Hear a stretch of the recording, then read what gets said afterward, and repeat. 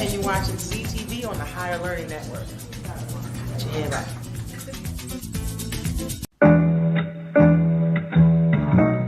The Female Solution Global Radio TV Show invites you to an invigorating conversation with our team of hosts Monday through Friday, 7 a.m. to 9 a.m. Central Time. Start your week with Monday Morning Mindfulness with Zelda Speaks. Tuesdays, Self-Cell Care with Jody Susan.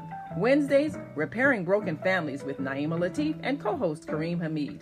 Thursdays, Soulful Solutions with Dr. Debbie Green. And Fridays, Health and Wellbeing with Beata. Saturdays, tune in 12 noon to 2 p.m. Central Time. First Saturday, Success Strategies with Jana. Second Saturday, Wendy Williams Esquire on relationships. Third Saturday, Move Around with Deborah. And fourth Saturday, Wisdom with Mama D. Join us Sundays, 7 p.m. to 9 p.m. Central Time for Soul Purpose Healing with Beata. Call in and comment 515-605-9325. Press 1 to speak to the host and be a part of the solution.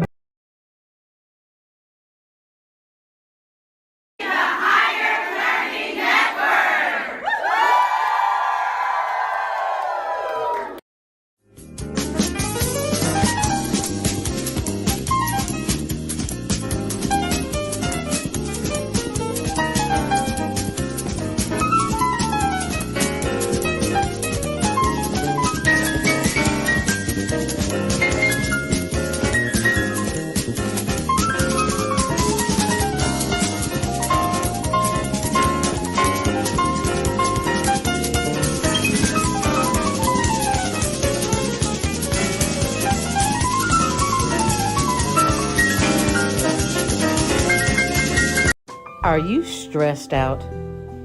Are you ready to learn some quick techniques on how to de-stress immediately? Then book your free 30-minute consultation with Zelda Speaks, the Mindfulness Stress Relief Coach, at higherlearningnetwork.org. Thanks for sharing.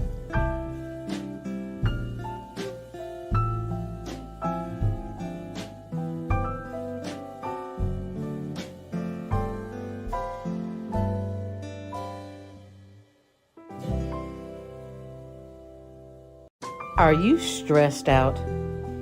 Are you ready to learn some quick techniques on how to de-stress immediately? Then book your free 30-minute consultation with Zelda Speaks, the Mindfulness Stress Relief Coach, at higherlearningnetwork.org. Thanks for sharing.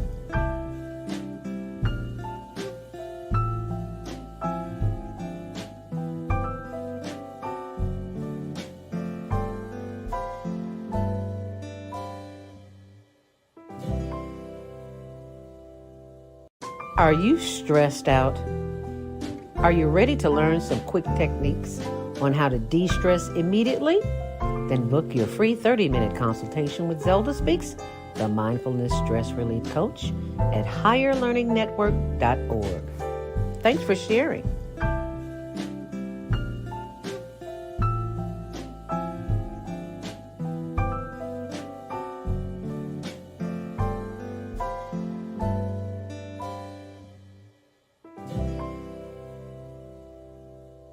Are you stressed out? Are you ready to learn some quick techniques on how to de-stress immediately? Then book your free 30-minute consultation with Zelda Speaks, the Mindfulness Stress Relief Coach, at higherlearningnetwork.org. Thanks for sharing.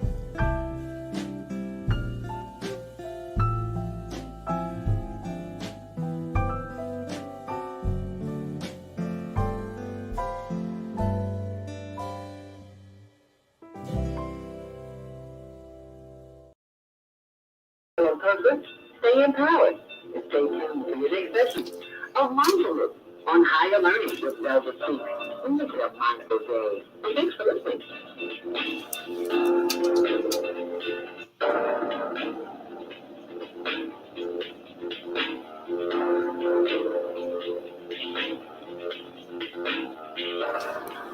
Grand Rising, and thank you so much for joining me today. I'm your host, Zelda Speaks. Welcome to Monday Morning Mindfulness. It is Monday, February 20th, and happy Earth Day, birthday, born day. If you're celebrating your birthday today, I am celebrating with my cousin Val from the Ladies of Big Wish. She celebrated her birthday, and we're celebrating it with her. And we're celebrating it with you if your birthday is today, too. So happy Earth Day, birthday, born day to you and yours. Because we are just here to help you start the week off on a good note. There's so much stress and chaos and confusion in the world. This is the time of the day that we spend just for ourselves, some quality time, some QT time, some me time. So let's get it started. Let us always keep in mind those, the sick and the shut in, those inflicted with pain and pressure and have lost hope and faith. We do want to keep them in our spirits, in our prayers, because spirits have a way of, evil spirits have a way of creeping into the essence of who we are, and we act in ways that we wouldn't normally do. So it's time that we gather the essence of who we are and share that with the world. So that's what we're doing here this morning. In the news, there's a homeless youth crisis, and I just happen to be talking about homeless people today. Homeless people hurt homeless people. What are you talking about, Zelda? Well, hang around. You'll see exactly what I'm talking about. The family celebrated my little brother, Douglas Robinson, who was murdered in Tent City by another homeless person. And of course, it reached chaos and confusion in the family. But, that's to be expected. And that's what we're talking about here today, is how we as a group of people, as a collective, as a community, what can we do? Because we're not waiting on the city, state, federal, or anybody else, because it's just not going to happen. It's the have and the have-nots. So this is what we're doing. And I invite you to continue to be a part of that with me today. In the news, I just had to share this because everybody loves, and former President Jimmy Carter is in hospice. He's in his 90s. This man has lived a glorious life. And he has done the work that the Creator requires to fulfill humanity, because human is what we are. And it is crucial that we exercise our humanity. And one way to do that is to get involved. And that's what we are doing, is getting involved and taking time to go and see what the needs of the homeless are and try to supply that. So thanks to the generous donations of eaachicago.org. You'll see that on the blog when you go there. You will see, let me pull the blog up so you can see. Well, actually, that is the Eventbrite page, but I want to pull the blog up so that you can see it. It would be hlntv.blogspot.com, and I'm going to pull that up so you can see it as well, because we need to know what's going on around us. And this is the blog, hlntv.blogspot.com. It's the Higher Learning Network TV show blog, and which airs Tuesdays at 6, Wednesdays at 1 on Channel 19. Oh, and yes, coming up this weekend, it's the Global Virtual Teen Talent Contest. So you be sure, if you have nieces, nephews, anyone under the age of 13 to 19, you can send them to our page and they can get the information there, or just share it with them. HLNTVshow@gmail.com. If you're between the ages of 13 and 19, you too can participate in the Global Virtual Teen Talent Contest. And let me pull that up so you can see it as well. And we often get, you're supposed to send in a 60-second video clip of yourself performing and send that to hlntvshow@gmail.com. When you send that, send your best.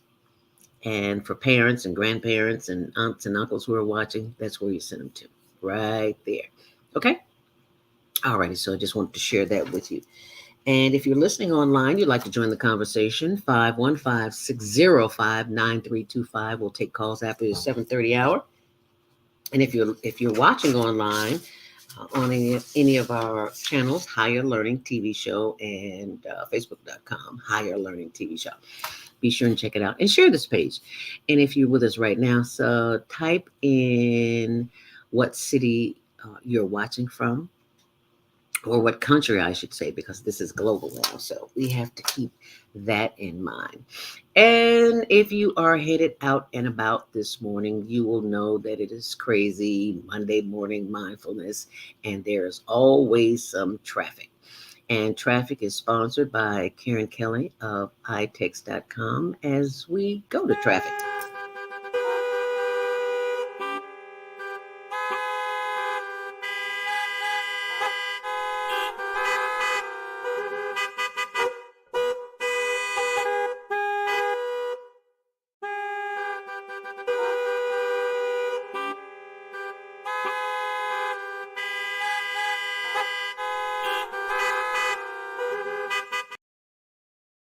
So just wanted to share that with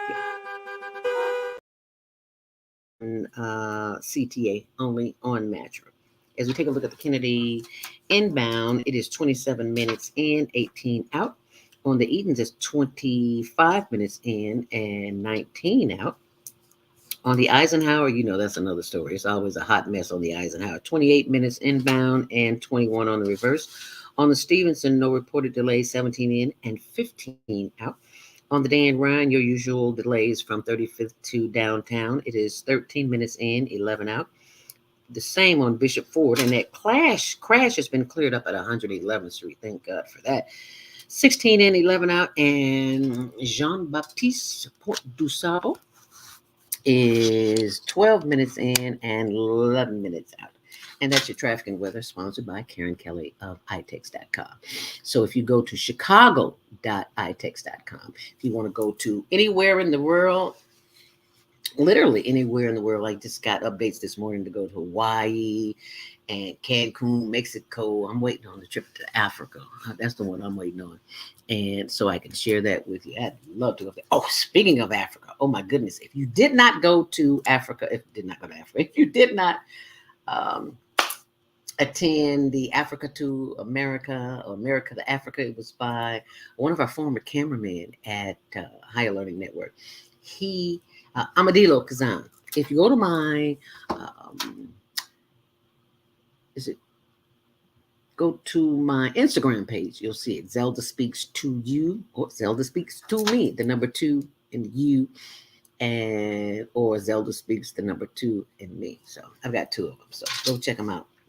I'm still uploading footage, but he showed some awesome information about what's going on and how we take for granted what we have available to us. Because if you got up this morning and you were in need of some water, like to use the washroom, you're blessed more than you know, because there are people all over the world who don't have water and they have to walk miles. Do you hear me? Like 30-minute trip through the hot sun to get water. You just got to see it. And we're going to have a homeless symposium coming up soon, and I'll keep you posted on that.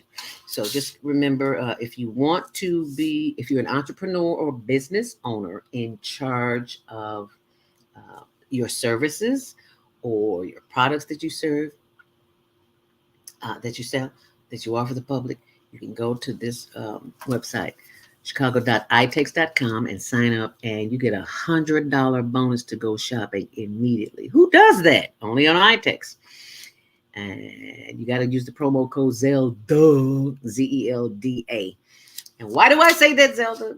Always giving thanks to the ancestors. One of my former instructors at Columbia College, when I was studying broadcasting, Richard Piggy. So, and he would say, when he's going off the air, he would say Zelda. So people would get it because they would call me Zelma, Zella, anything but Zelda. So he put the emphasis on the D, Zelda. Okay. Alrighty. So now you know. And I always got to say, very grateful for my buddy Kent, the cool gent, the mayor of Bronzeville. And that's where we were yesterday in Bronzeville all day. Listened to Amadilo Kazan and met so many members of the community, the Chicago Bronzeville Society. Met Preacher Head, too. Preacher Head Ministries, preacherhead.org. Check it out. Met him, Stevie Robinson. He will be on in the 8 o'clock hour. So be sure and tune in for that experience. That was very enlightening. And remember to set your DVRs for the Higher Learning Network TV show, which airs Tuesdays at 6, Wednesdays at 1 on Channel 19. And I'm going to talk about that in depth, so let me come back to that. And today's show is sponsored by Travel with Deborah. Move Around with Deborah. She is our third Saturday morning host from 12 noon until 2 p.m. and which she was gracious enough to bring us on her show just this past Saturday when we went over to Tent City to participate in the activities that were going on over there and to deliver food. And I want to thank all of you who send in your contributions. Keep them coming because butane costs, and I'll get to that later. But right now, be sure and go to check out my Instagram page, Zelda Speaks to You. And if you'd like to sponsor Monday Morning Mindfulness, we'd love to have your sponsorship. Get your name out there to our global audience. We thank you. And this is the way in which you can make that payment. And do know that it's tax deductible because the Higher Learning Network.org is a nonprofit organization committed to the well-being behavior of our children. That's why we teach behind the scenes radio, television, and print production, in which we had to pivot because of COVID. And so now we have the Global Virtual Teen Talent Contest. So be sure and check that out. Also go to diabeticdonut.com. If you are one of the many people who live in this country and any other country for that matter, you will know that we have a tendency to overeat in America. So if you go to diabeticdonut.com, you can download the free 7-ingredient drink that I drink every morning. And you'll see me here drinking it here on the Female Solution. Apple, beet, cucumber, lemon, ginger, kale, and turmeric. 7 things. Go to diabeticdonut.com. We've got a Facebook page too, Diabetic Donut. Facebook.com, Diabetic Donut ABC. And somebody asked me, what does ABC? I said, that will help me remember it because the lady who was doing the site, she said she was telling me to use Diabetic Donut ABC, like as in, and I just literally took her word for word. I put Diabetic Donut ABC. I know. Okay.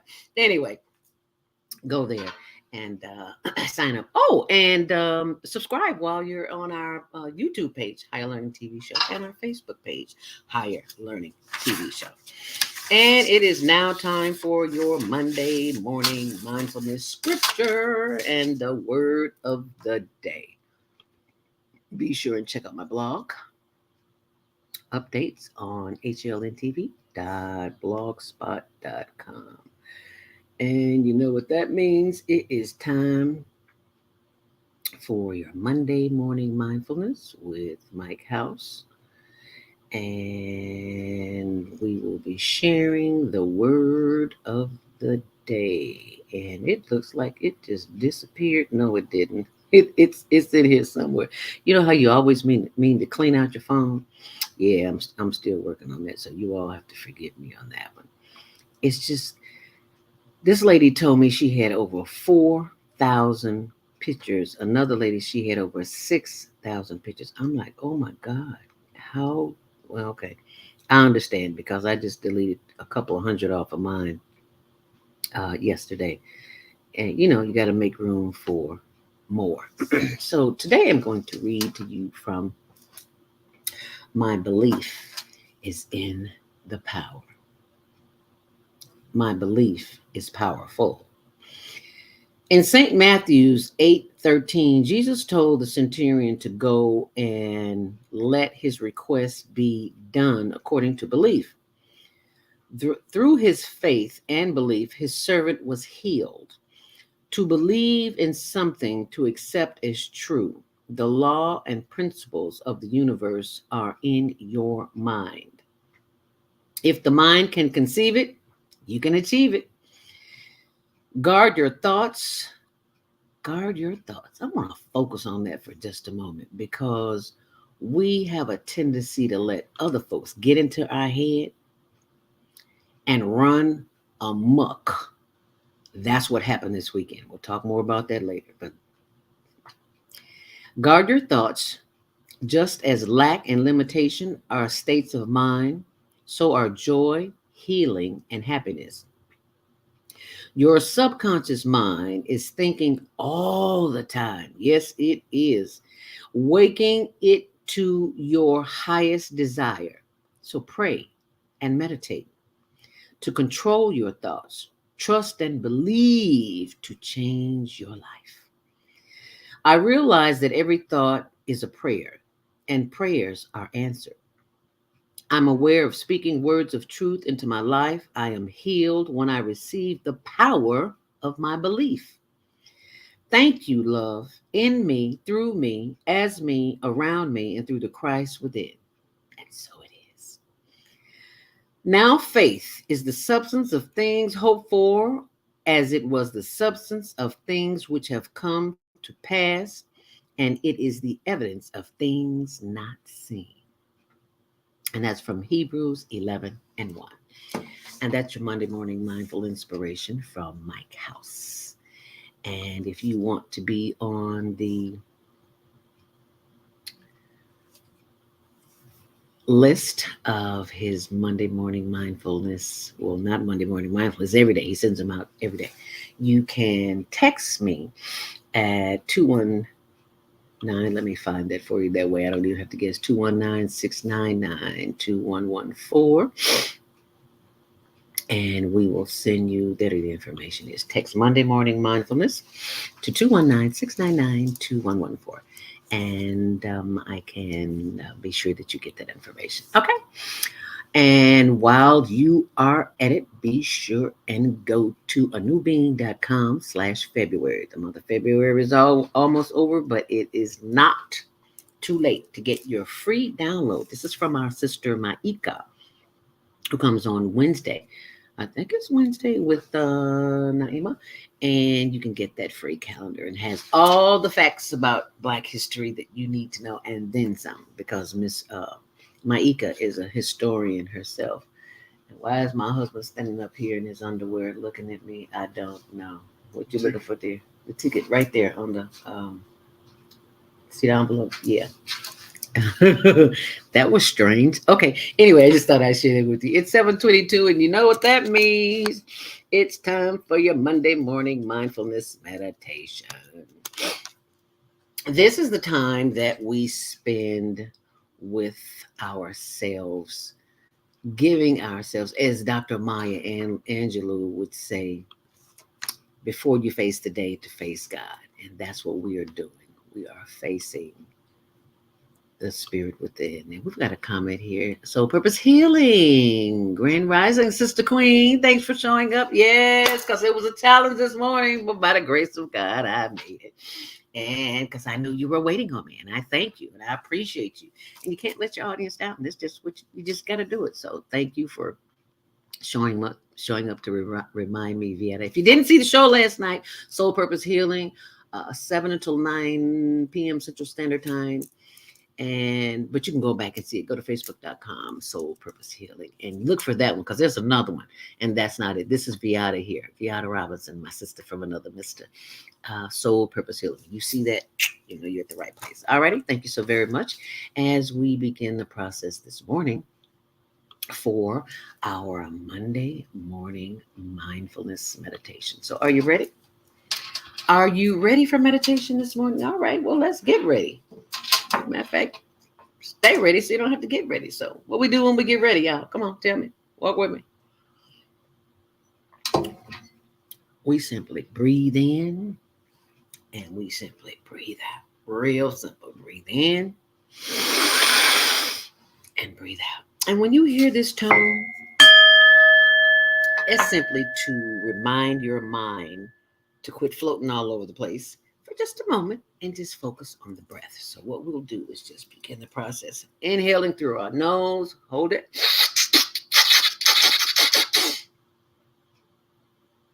I digress. I do that sometimes. And then we exhale, blow it out. And I like to say, oh, when I blow it out because it releases all this tension. Because I've now figured out why my neck hurts. Because I sleep with a pillow. When I don't sleep with a pillow, I have no problem. You know, you've been sleeping with a pillow all your life, and it's like, how am I supposed to sleep without a pillow? You're in enough pain, honey. You'll put that pillow down and put your head on it, like when you go to get a massage, and you put your head down or to the side. There's no pillow there, so. All right, I digress. So let us begin the process. And we will take the time to do the thing because we're worth it, right? We are worth it. So let's do it. As we begin, let us close our eyes and inhale deeply. Hold it. And exhale. And as your mind begins to wander, giving thanks for the power of the breath, we inhale deeply. Close your eyes and feel this experience. That's why you see my face on the screen, so you will close your eyes. I don't want you to look at me. I want you to be in the moment and feel your breath moving in and out of your chest. Inhale deeply. Hold it and blow it out. Inhale deeply. Hold it and blow it out through the mouth. Once more, inhale deeply. Hold it and blow it out. And keep breathing. Inhale deeply. Hold it and blow it out. And why are you looking at me when you should be looking at the inside of your eyelids? Inhale deeply. Hold it and exhale. Breathe once more. Inhale deeply. Hold it and exhale. And now as we breathe in, breathe out, let us bring those hands to the sky like earth, wind, and fire, and stretch and stretch and stretch. Inhale deeply. Hold it and blow it out. Release that tension. Inhale deeply. Moving those arms and moving that body and blowing it out. Inhale deeply. Hold it. Moving that body from side to side, doing the higher learning hip roll. Hold it. And blow it out. Oh, does that feel good? Yes, that feels good. Inhale once more. And hold it. And exhale. And if you are breathing, taking a deep breath long enough, you will feel this sensation. That's why I ask you to close your eyes. I don't want you looking at me, so that you can feel it with your body, not with your eyes, but with your body. Let's inhale together. Inhale deeply. Hold it. Feel that breath circulating, not circulating. And then let's release it. Oh, that feels so good and so relaxing. And this is all we have to do when we feel stressed, is just breathe. It's so simple. Let's inhale together. And exhale. Giving thanks for the power of the breath as we bring that energy up to the breath, up the breath up to the top of the head. Inhale. Down through the forehead and down through the face, landing on the shoulders. That is the breath that is moving and has its being in, through, and around us. Let us continue to breathe in. And as we hold it and breathe out, bring that breath on down through the chest, the solar plexus, and the sides and the backs.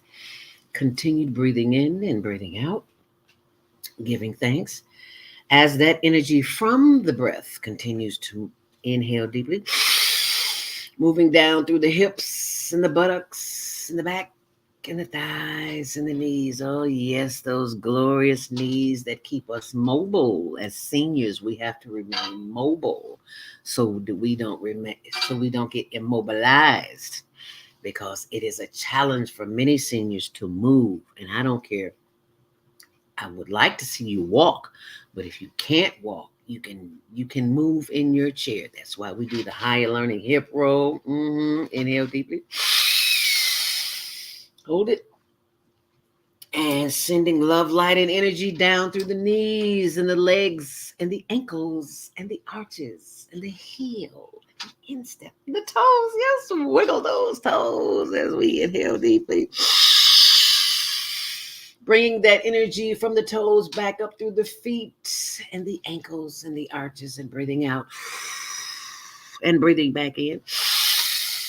Bringing that energy back up through the knees and the thighs and the hips and the back and the buttocks as we continue to breathe in. And as we breathe out, give thanks that we have breath, that we are not on a respirator, a machine. If you have asthma or a COPD or any other respiratory ailments, you give thanks for the breath, because somebody somewhere can't breathe on their own. And look at you. Give thanks. Let's do that together. Inhale deeply. Taking all the power that we possess in our spirit and our minds and in our soul, and we bring that breath in and we summon, activate to meditate as we blow out. Ladies and gentlemen, we are now meditating to activate, and that is what we do here on Monday Morning Mindfulness, because you have just armed yourself with the power of the breath to dispel any chaos and confusion, because the power lies within you, within the breath. That's why we what? Inhale deeply. Hold it. And exhale. Oh, doesn't that feel good? And it's all part of the meditation process. That is why we meditate to activate. We meditate to activate. Let's do it together. Inhale deeply. Hold it. And exhale. That is why we inhale faith. Let's do it together. Inhale deeply. And we exhale fear. And these are just some of the t-shirts that you can use in your journey to remind you of the power that you possess. Inhale faith. Oh, yes, Lord, let's inhale some faith and exhale some fear. Blow it out. Let's do that one again. Inhale faith and exhale fear. Last but not least, inhale affirmations and exhale negative self-talk. You see, when you do this, we are reminded that the only thing that we need to do in this life is breathe. And that is to breathe in and to breathe out in times of chaos and confusion, because it is these times in chaos and confusion that will make you grow, that will put you in a place of power instead of a place of powerlessness. And if you can just remember to breathe in, when they come up looking at you all crazy like they're ready to start something, you do this on them, and they will what? They'll look at you like you crazy and say, I think I better step away from this one because I don't know what she on. And you simply what? Hold it. And then if you got a little stank on your breath, with some onion and some garlic, blow it right in their face. And I promise you, they'll leave you alone. And if you go to my YouTube page, Zelda Speaks or Zelda Speaks Mindfulness, check it out. You'll be glad you did. I promise you, you will see a difference. And you'll see the testimonials that other people have as well. And Lord knows this is something you need to share. So please share it. And I want to share with you when we come back my experience this past weekend. Lord have mercy. Celebrating the homeless. And this is where you can see it. But right now, we're going to take a quick commercial break. And if you'd like to call in, 515-605-9325, press 1 to speak, and we will bring you up. And if you're online, feel free to type in your question or your comments, and we will take them, and we will be right back. So you stay close, okay? Alrighty.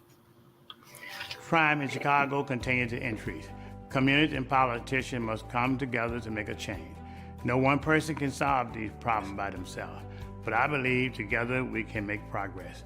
Let's provide job training, economic growth, and invest into our 77 community. Let's rebuild and restore Chicago. Vote for me for mayor of Chicago. I'm Dr. Willie Wilson, and I approve this message. Paid for by Willie Wilson for mayor.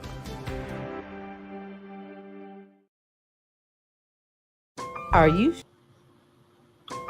stressed out? Are you ready to learn some quick techniques on how to de-stress immediately? Then book your free 30-minute consultation with Zelda Speaks, the mindfulness stress relief coach, at higherlearningnetwork.org. Thanks for sharing.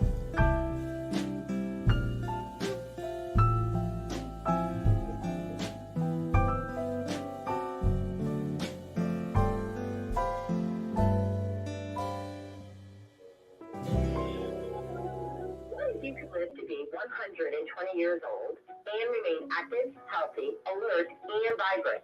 Our bodies are made up of cells that are constantly rejuvenating.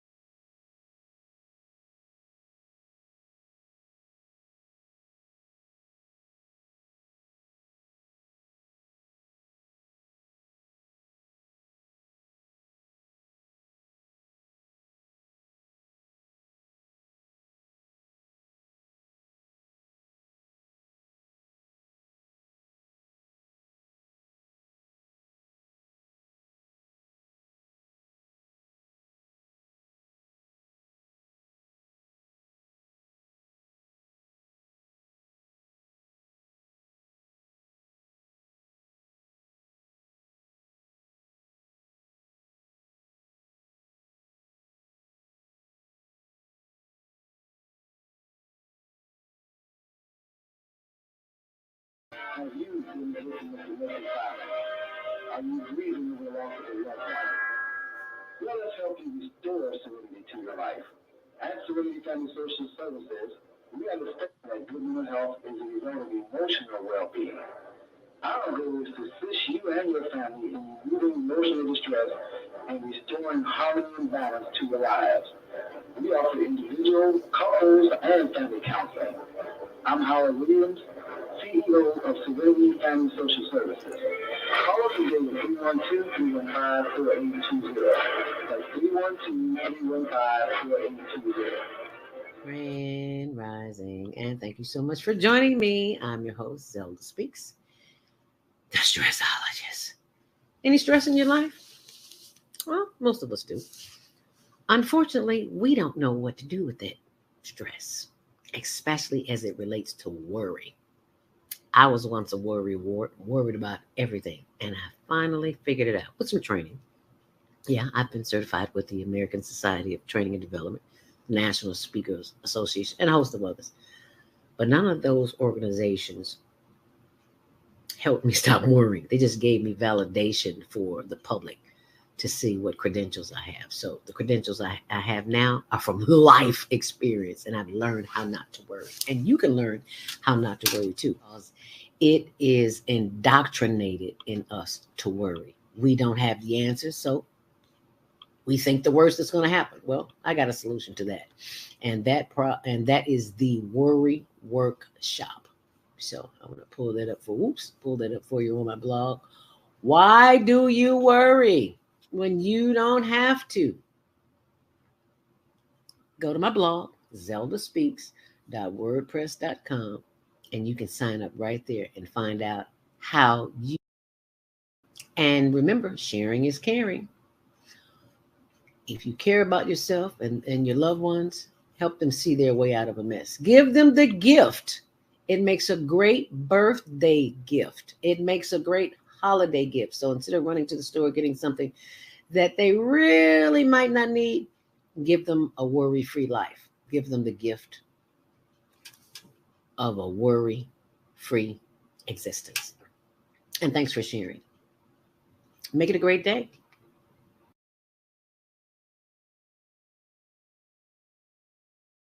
About finances, family, health, job, relationships. Are you in pain? Do you feel stuck? If you answer yes to any of these questions, help is available. Don't worry, you're not alone. It's part of the human process. You only feel this way because you haven't mastered the voices in your head. No hype, just down to earth, solid, workable tools and techniques that you can practice daily. It's really food for the soul. Whether you want to learn how not to worry about anything, reverse type 2 diabetes, publish a book, promote your product or service, or just make extra money. To take advantage of the deal of the day, go to zeldaspeaks.com or call 312-409-6619. Mention promo code The Female Solution and get free shipping. That's zeldaspeaks.com or 312-409-6619. Stop worrying today. Visit zeldaspeaks.com.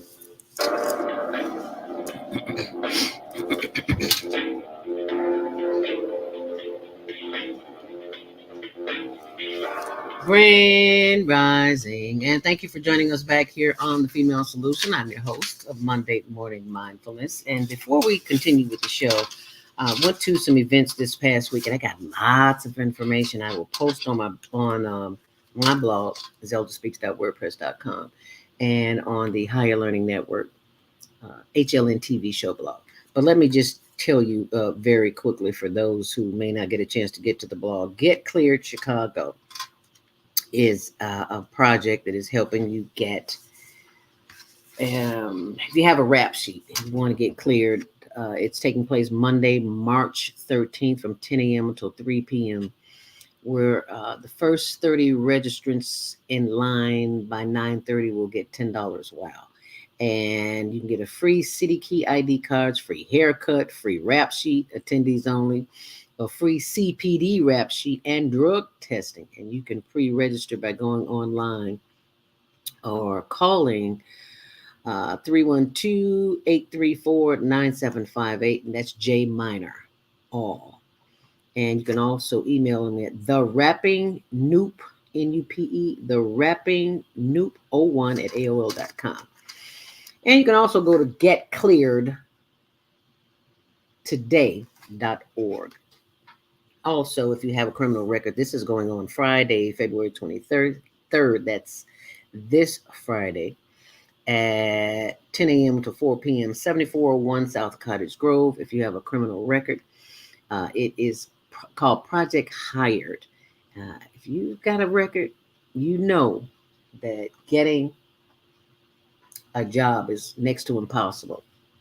So this is a process, the Second Chance Job Fair, Project Hired. Okay, and you can call 312-834-8020. That's 312-834-8020. And you can go to their website, ulon.life. Alrighty. And if you are in the Austin community, a network of programs for Austin families located at 5049 West Harrison Street in Chicago, they have career counseling, home ownership, housing, job training, employment, legal assistance, childcare. Childcare is big because how can you go to work and take care of your children if you don't have childcare? And we'll talk a little bit more about that in a minute. They also have reentry services, victim support, food assistance, and more. And they are located 5049 West Harrison Street. So be sure and check out the Austin Coming Together and Austin Community Hub, presenting Hub 101, Property Preservation Planning with the Center for Disability and Elder Law. Excuse me. And you can call them at 708-529-5042 or email them at jmartin@austincomingtogether.org. Grand Rising Friday is the 24th. So yeah, that's Friday the 24th. And the Teen Talent Contest is the 25th. Oh, I see what you're saying, Baba. The 24th is that's what they have on the flyer, the 23rd. They have February 23rd. That's on that one. Anyway, if you go to their website, you'll get a chance to see that. Oh, and Illinois Action for Children, creating a better future with your family for CSAP. Child Care Assistance Program. You're eligible if you think you need this service, then please it takes them 3 to 5 business days to get back to you. So be sure and go to their website. You can also call them at 312-823-1100. That's 312-823-1100. And the website is actforchildren.org. That's ACT, ACT, FOR, children.org. Actforchildren.org. Actforchildren.org. All right, you got that. And last but not least, 312-823-1100. That's Illinois Action for Children. And I'll post that on my website as well. On my blog, I should say. Now, this is where the seniors come in because I went to this Social Security seminar, and this is a free workshop from Social Security. There's a lot of information that we as seniors need to know because they're not going to tell you. And there could be some things that you need, benefits, resources, and they're not going to tell you about it. So you got to do your work. So anyway, they have a virtual webinar every Wednesday from 1 until 2 p.m. and Q&A from 2 until 3. And it is a virtual seminar. And you can go to socialsecurity.gov and look up Social Security 101, everything you wanted to know. And I'll post this. I'll take a picture of that and post it on my blog as well. It'll be on hlntv.blogspot.com so you can see it better. Okay, I'll put it on my blog too, zeldaspeaks.wordpress.com. But it's 7:48 right now. I got to show you this. You will not believe what is going on in the world. As I told you before, I went to the I was honoring my little brother, Douglas Robinson, who was murdered February 18th, 2019. And I was moved by the amount of people who showed up at his funeral. And I said, I am going to keep my commitment to the homeless, to help them help themselves. And it's a struggle, y'all. It's a struggle. So let me turn on this video, open this up. Well, that's Los Angeles. I want to go back. I want to play the one from Chicago, because Chicago, I did not know that there were people living in the airport. Did you know there are people living in the airport? So let me go to that with you. Where did it just disappear to? Airport? Where'd you go? You know, when you take a flight, you don't think about that. There it is. Homeless people being moved out of O'Hare Airport. Mayor Lori Lightfoot this week said homeless people sleeping at the airport is not acceptable. But at CBS 2's Marissa Perlman reports homeless advocates are wondering where all those people will end up. That's a good question while it's rendering. So if we kick them out the airport, you won't give them housing. All these abandoned schools, and in the Inglewood neighborhood and other neighborhoods, people, the immigrants, and I, my heart opens to them, but they're coming from countries where they know they can no longer live, and I get that. But you have people here in the United States, especially in Chicago, where it's cold 24/7, and we get 3 months out of the year where it's not cold, and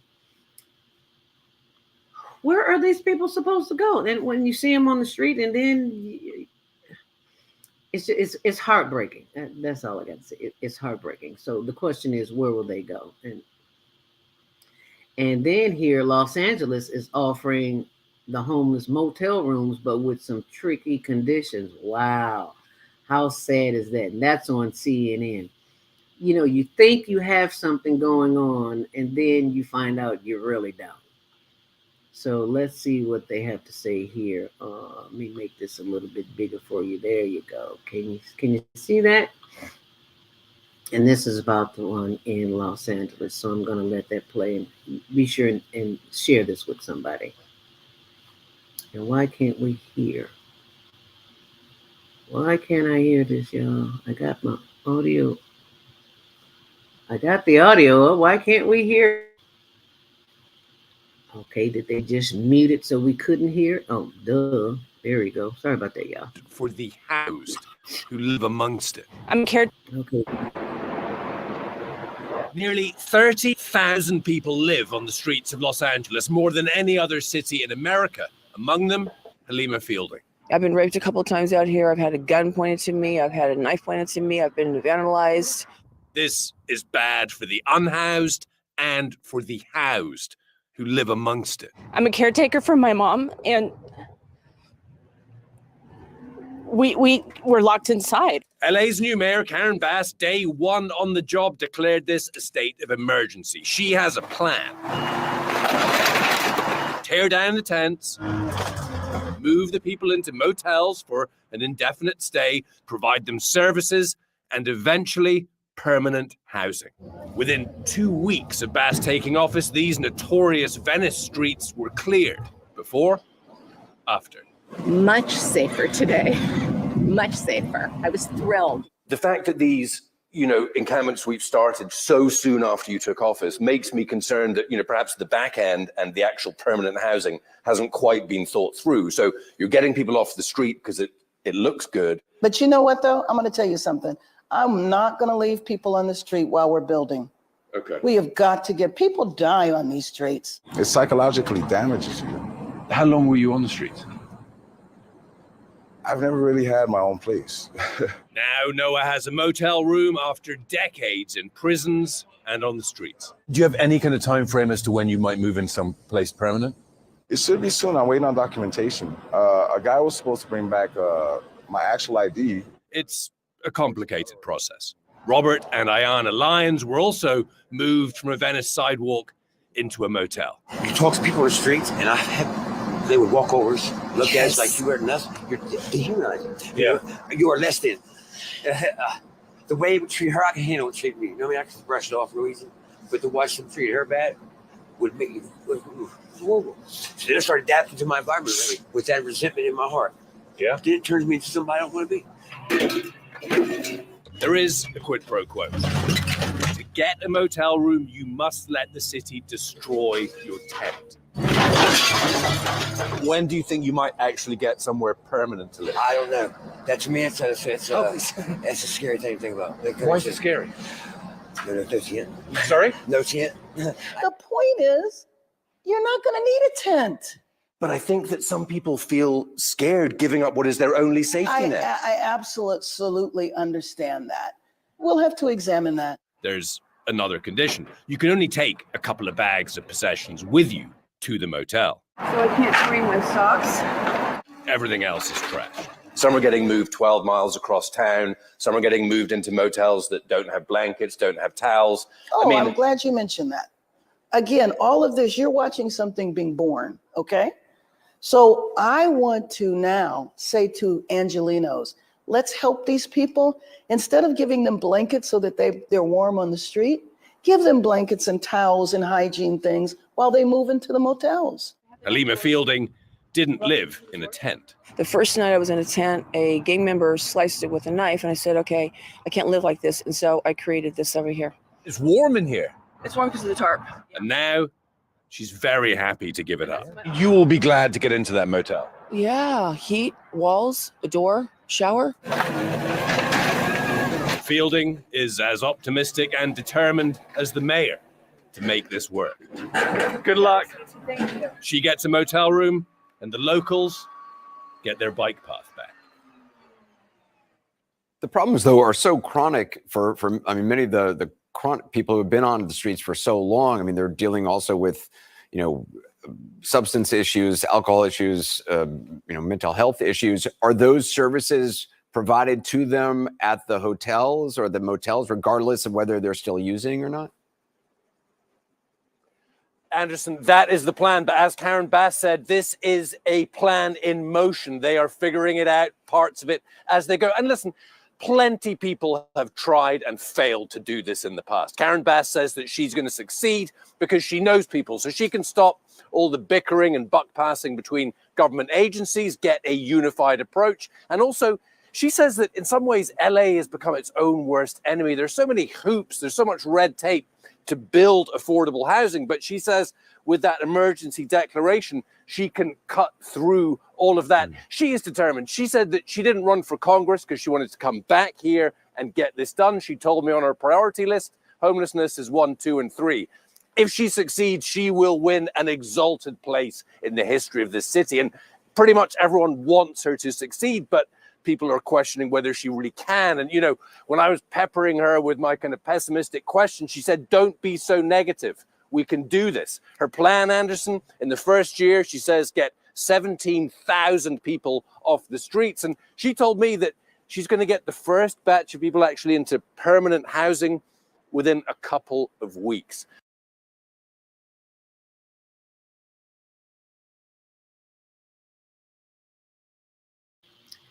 Now, my question is, if the mayor of Los Angeles can do that, why can't we do that here in Chicago? That's all I'm saying. What do you think? 515-605-9325. Press 1 to speak. I have got another video to show you that I think that will make a difference. Well, I don't know about making a difference, but I'm going to stay away from that. Anyway, this is a homeless evicted from Washington Park.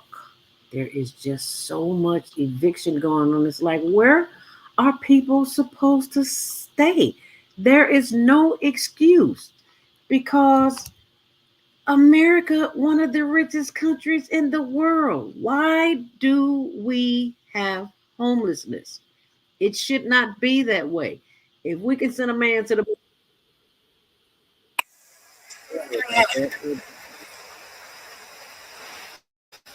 No. Where that's coming from.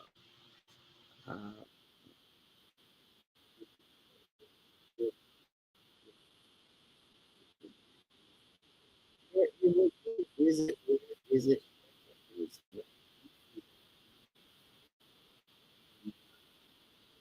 That is one video.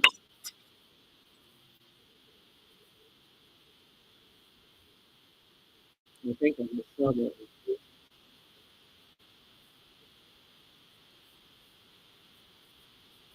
Okay, yeah, so I just got rid of that one. I'm going to pull up the one from Saturday. My experience, I could not believe what happened when I went out to Tent City to help the homeless. And this is the experience that I had. So brace yourself. This is an organization that came to feed them. And I'm thinking to myself, oh, wow, celebration is going to be nice. And this is what happened. Taking health precautions, gloves out, everybody has a mask.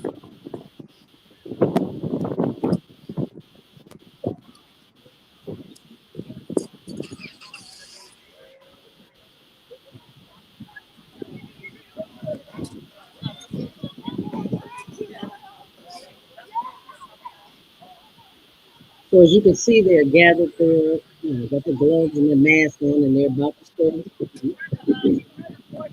And I just happened to look over to the right. Just happened to look over to the right.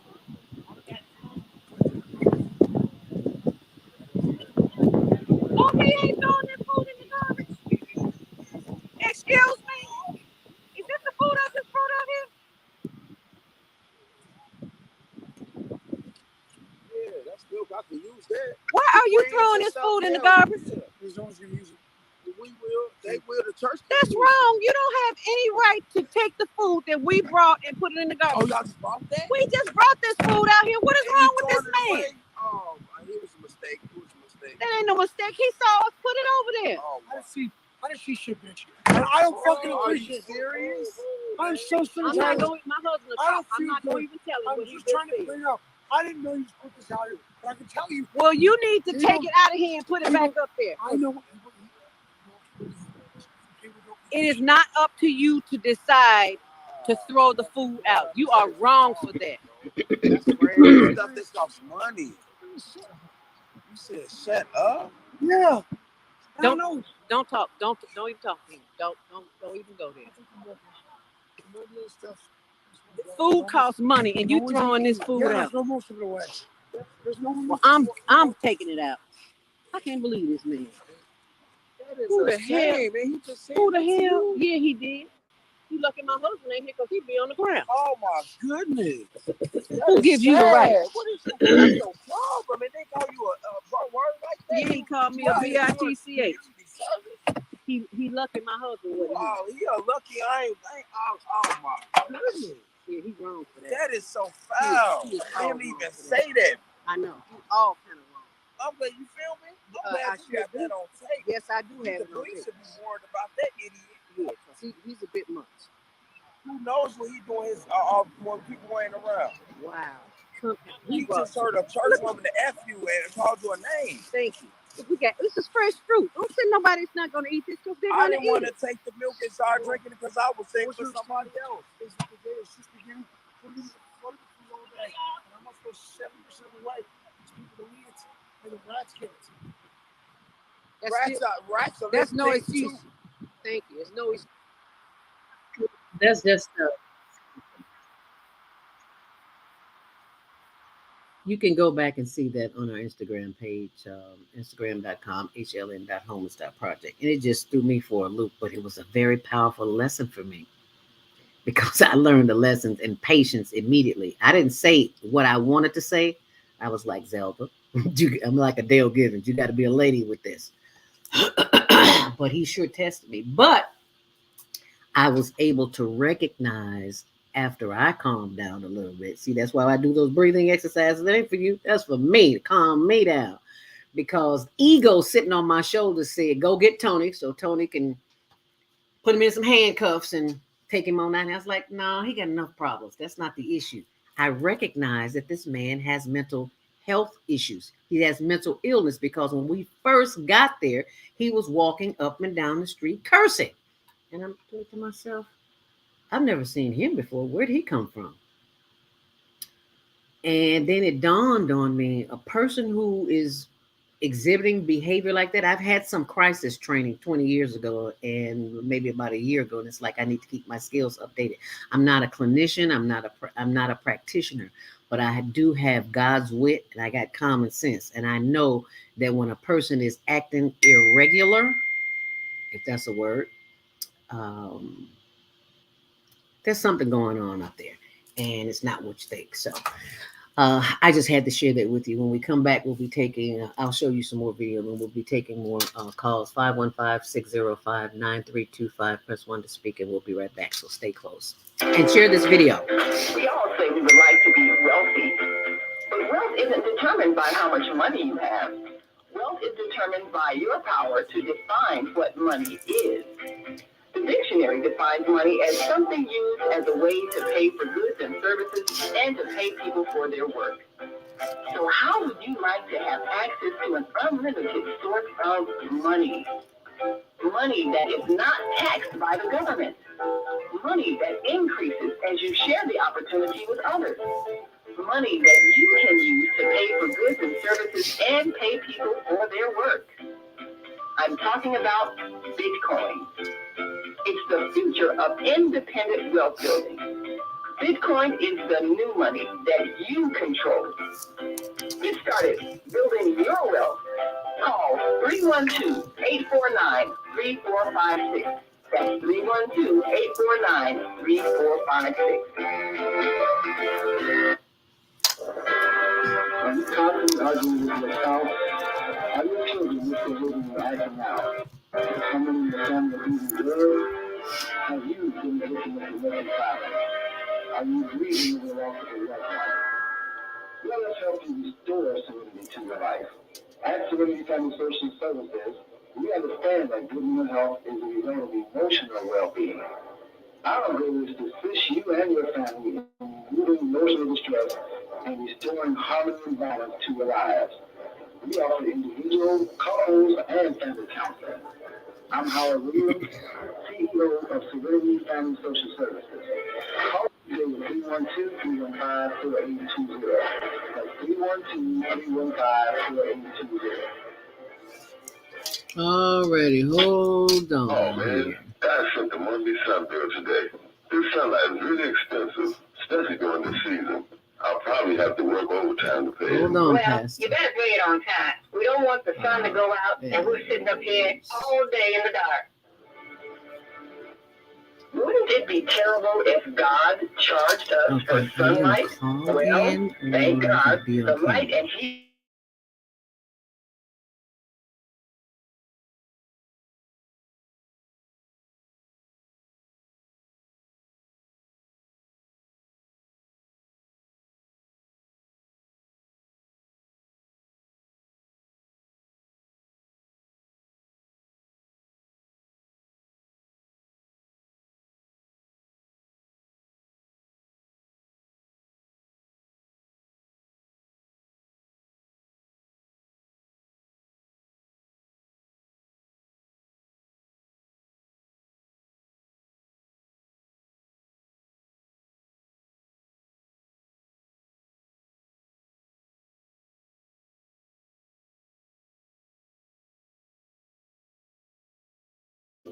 Family, health, job, relationships?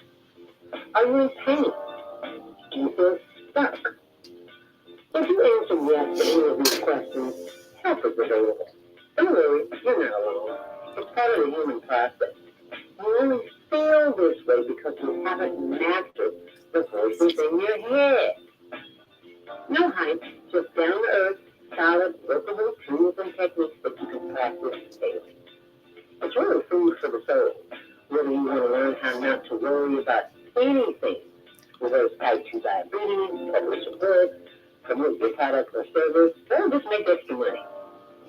To take advantage of the deal of the day, Go to zeldaspeaks.com or call 312-409-6619. Mention promo code The Female Solution and get free shipping. That's zeldaspeaks.com or 312-409-6619. Stop worrying today. Visit zeldaspeaks.com.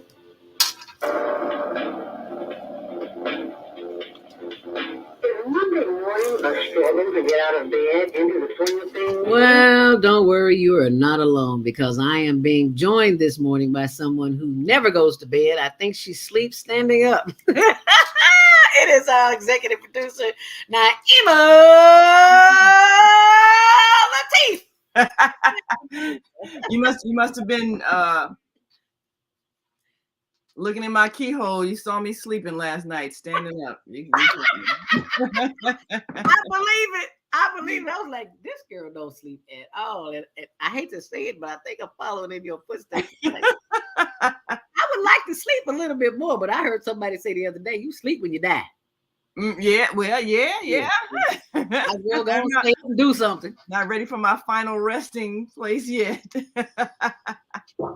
I didn't go nowhere. I saw it on some program I was looking at where they had the man in the casket standing up. Oh my goodness. I think it was an African movie. Oh wow. I was like, and everybody's around just partying, having a good time. And I was like, oh wow, what a repast. What a way to go. Yeah, I think I want one like that. Have fun, man. Yeah, have fun. No, what you crying for? You know, you had a good time. You see him again in another life if you believe that. So, you know. Trust me, where I'm at, I'm really having a good time. So y'all might as well have fun too. Okay. It don't hurt you. Might as well have some fun. Yeah. Wow.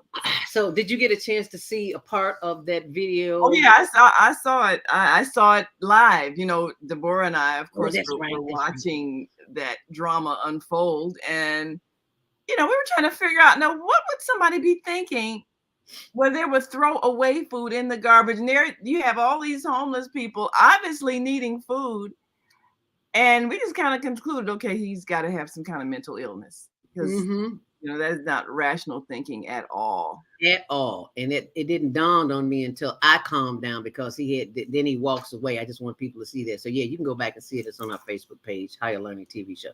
I could not believe it. I was like, well, nobody's ever done that before. And this young man, I want to show him, he stood up for me, because when I first showed up, he said, oh, that's Doug's big sister. She comes out here all the time. She's a good lady. She brings us food all the time. Why are you attacking her? And I was like, wow, thank God somebody stood up for me. There you go. All right. We're never Tony alone. went to the other end, Yeah. and he had handcuffs. He's ready to lock him up. You want me to call the police? No. We don't need no drama down here. No. Never say I call the police on the homeless people. You won't hear that. Yeah. But I didn't feel my life was at stake, but I felt that his irrational behavior, I didn't know what might happen. So Yeah. Well, that's the challenge. I think there are some people who are homeless because they're mentally ill. And when they closed a lot of the facilities, those people had nowhere to go. And their family couldn't take them back in because their behavior was irrational. And you don't know what somebody might do because they're living in another reality. Right. So that's one of the difficulties. And when you hear of places where homeless people are being put out of places where they usually go just to keep warm, like, you know, bus stations and train stations and airports, you think, well, how cruel is that? But I think it's the fear, particularly of people who may be homeless because they're mentally ill. People are afraid that they might do any kind of unpredictable thing, might become violent. And that's the motivation behind those kind of policies, even though those policies sound very cruel, and they are. Because even if somebody's mentally ill, they still don't deserve to freeze to death. Right. So I think that we have to be compassionate to people, whatever their circumstances are. If they're mentally ill, they need help. They need people who are professionals, who are able to deal with them and recognize when they're living in another reality, and can kind of bring them back to some level where they can be reached, and definitely put someplace where they don't harm themselves or others. But they shouldn't be mistreated ever. And then you have people who have committed no crime at all, just fell on difficult circumstances and maybe don't have a family that is able to be supportive.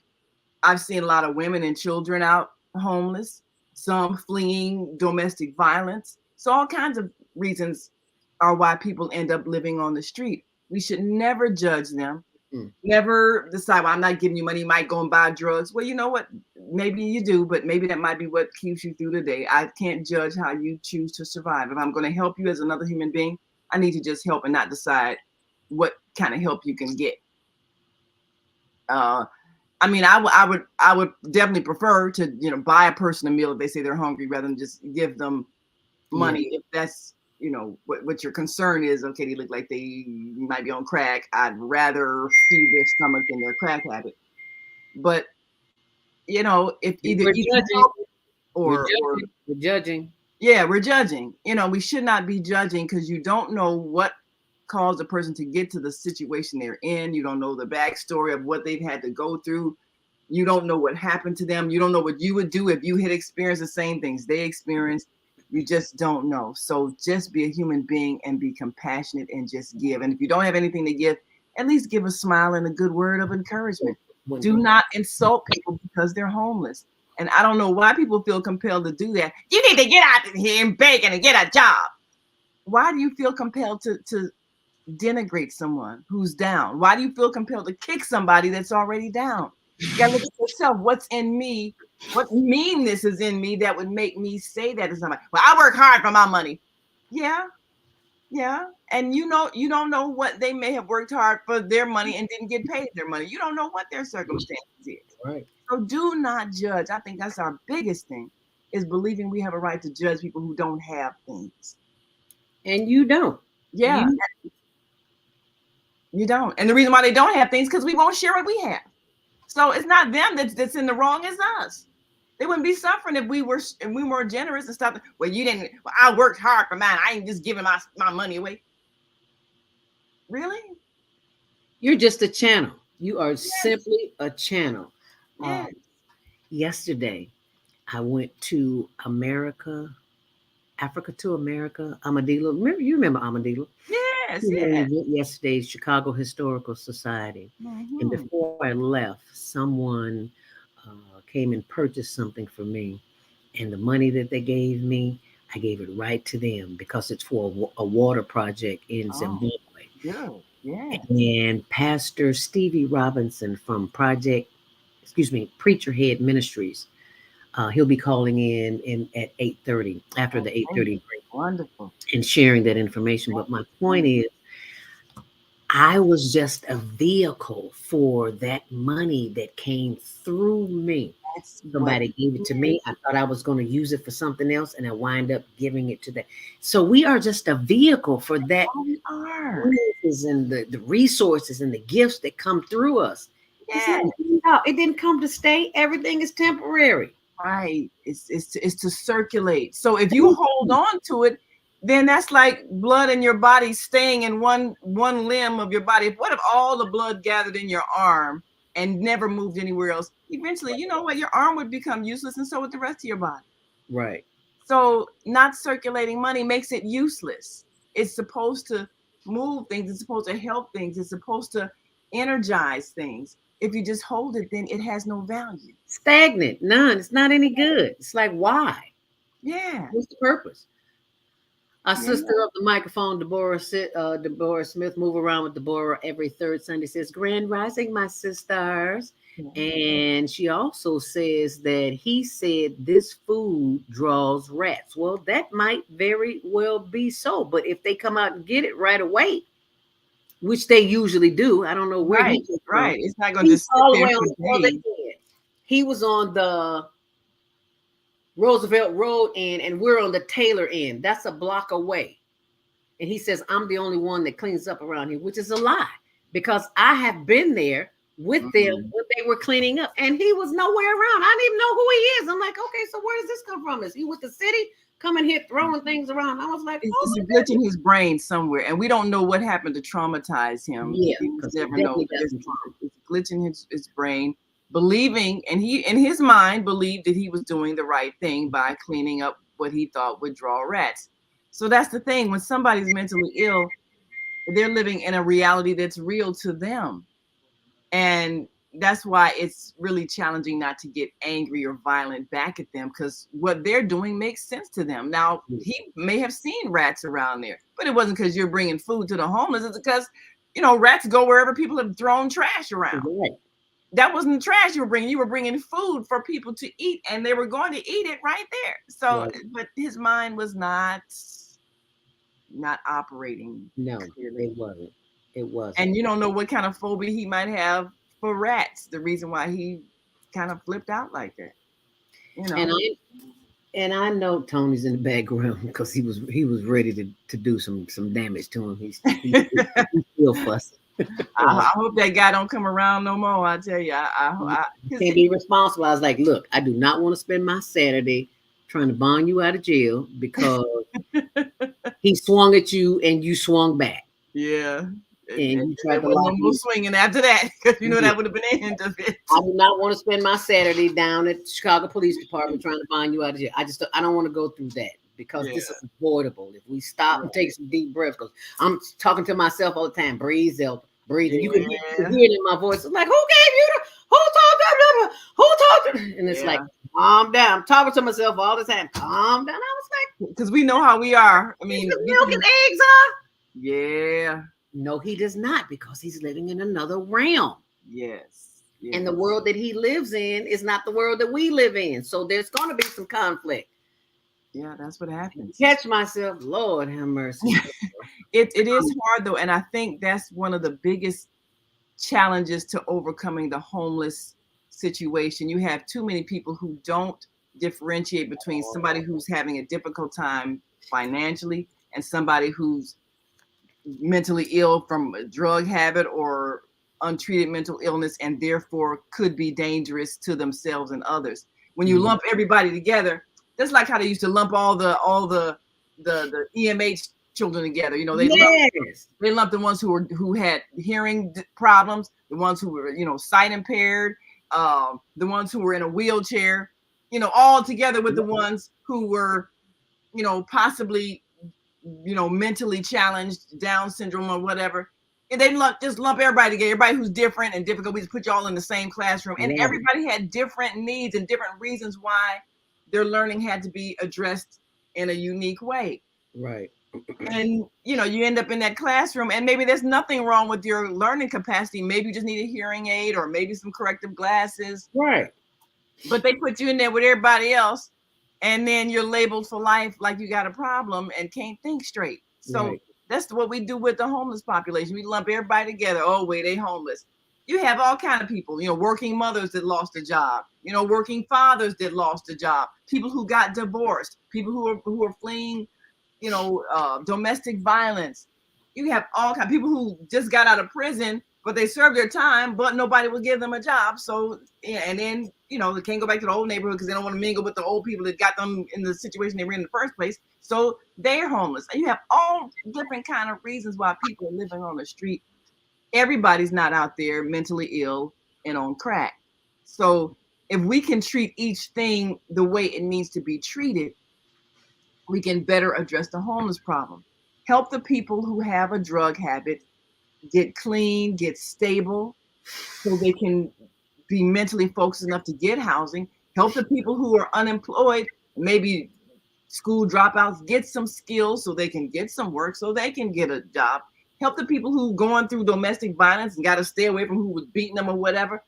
Help them find a safe place to be, and so they can get their lives together and move someplace safe. I mean, each person's situation is different. So we got to address each person's need. And that's what I would hope an elected official would do. And too many of our elected officials will criminalize homelessness, kick you out of a bus station. It's cold outside and you don't have a place to sleep. Vote for you, Naima.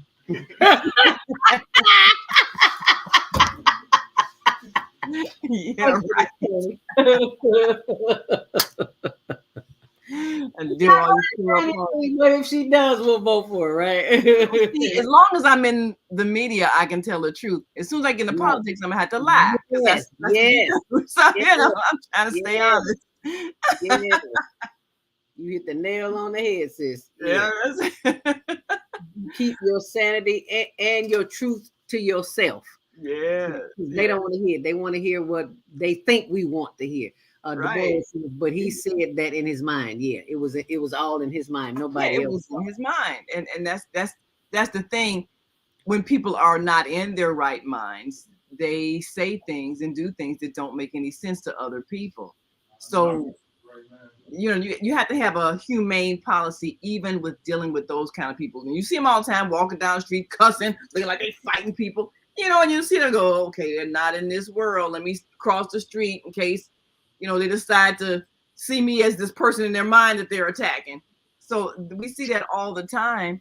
You have to have help for people like that and not just criminalize and call the police on, because a lot of times that's the first thing they'll call the police. And the police, they don't know how to deal with mental illness. No. Then they tasing, they shooting somebody. I mean, being mentally ill shouldn't cause you to be killed. That's not humane. So we got a lot of work to do on ourselves, just seeing people and meeting the needs that they have and not judging them and criminalize them because they don't have a way to pay for shelter. Right. Now, this is a picture of my little brother, Douglas Robinson, who passed away at 57. As this says here on this site, this is a gunmemorial.org. He was lost to gun violence right here in Chicago. And if you click on this, it'll show you the Chicago Tribune did an article, a man charged in shooting at the homeless camp. I didn't even go there because some members of my family were saying, well, yeah, we need to go to court and make sure he goes to jail. And I was like, you all a little bit new to the homeless scene. So let me share this with you. They have enough trouble on the street just living day to day. They do not need to be reminded of that because it's everywhere. It's like being black. I hate to say it, but other ethnicities are getting a chance to see what it's like being black. Homelessness is like being black. So they get a chance to see the trials and tribulations of what's going on. And I didn't see the point in going to court to see that this man who shot him and killed him would be penalized. He's already in jail. He's already being penalized. And what's going to happen to him in the future? That's between him and his God and the state of Illinois. I don't want to have anything to do with it. And if you all want to go to court, go right ahead. And after I said that, I heard nothing else about it because we don't have the power or the right to be so judgmental that we take it upon ourselves to see that they go to jail. Well, you didn't care nothing about your brother. Me and my little brother were just like this. We were like two peas in a pod. But that's not going to help my heart, and it's not going to help this family by going to see that this man is locked up, penalized. He's already penalized. He was penalized because he's homeless. So why add to his misery? Someone said, well, he added to the family misery. I said, baby, life is not fair. It's all part of the process. When you come to an understanding that you are not in control of this situation, the law is, and God's law and the law of the universe will take care of that.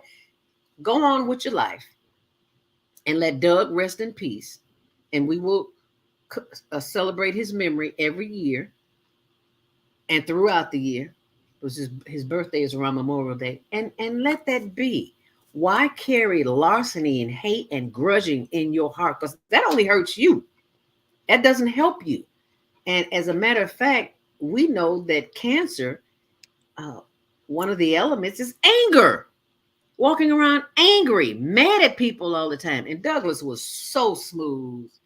He just didn't let anything upset him. They labeled him as like the mayor of Tent City because his tent was so big it could fit 10 people in. Like this tent you see, the old tent you see now, yes.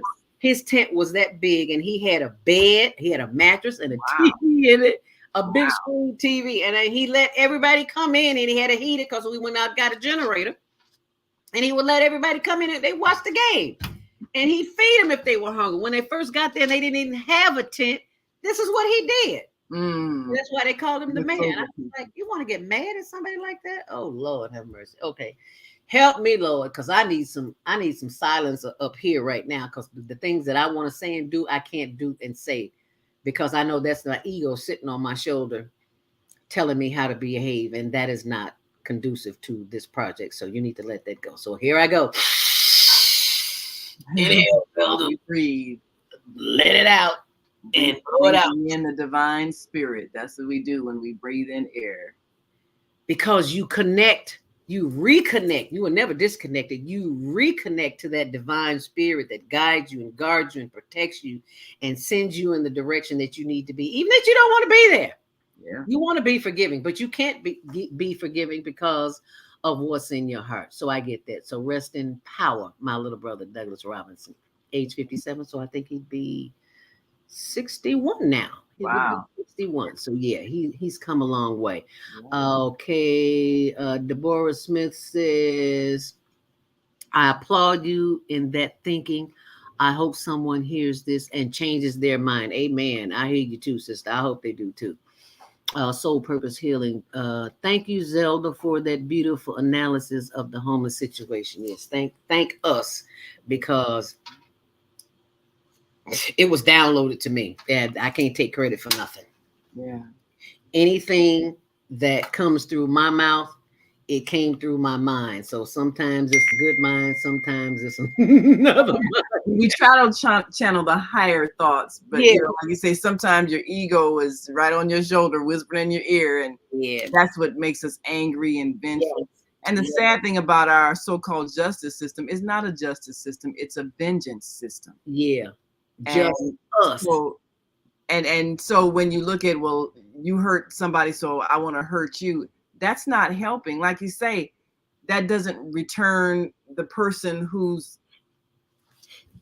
transition to spirit, you know, back into the body. It doesn't reverse that process, and all it does is cause pain, but it doesn't heal the pain that caused the person that caused the pain in the Right. first place. Right. Because anybody who's hurting somebody, they're hurting.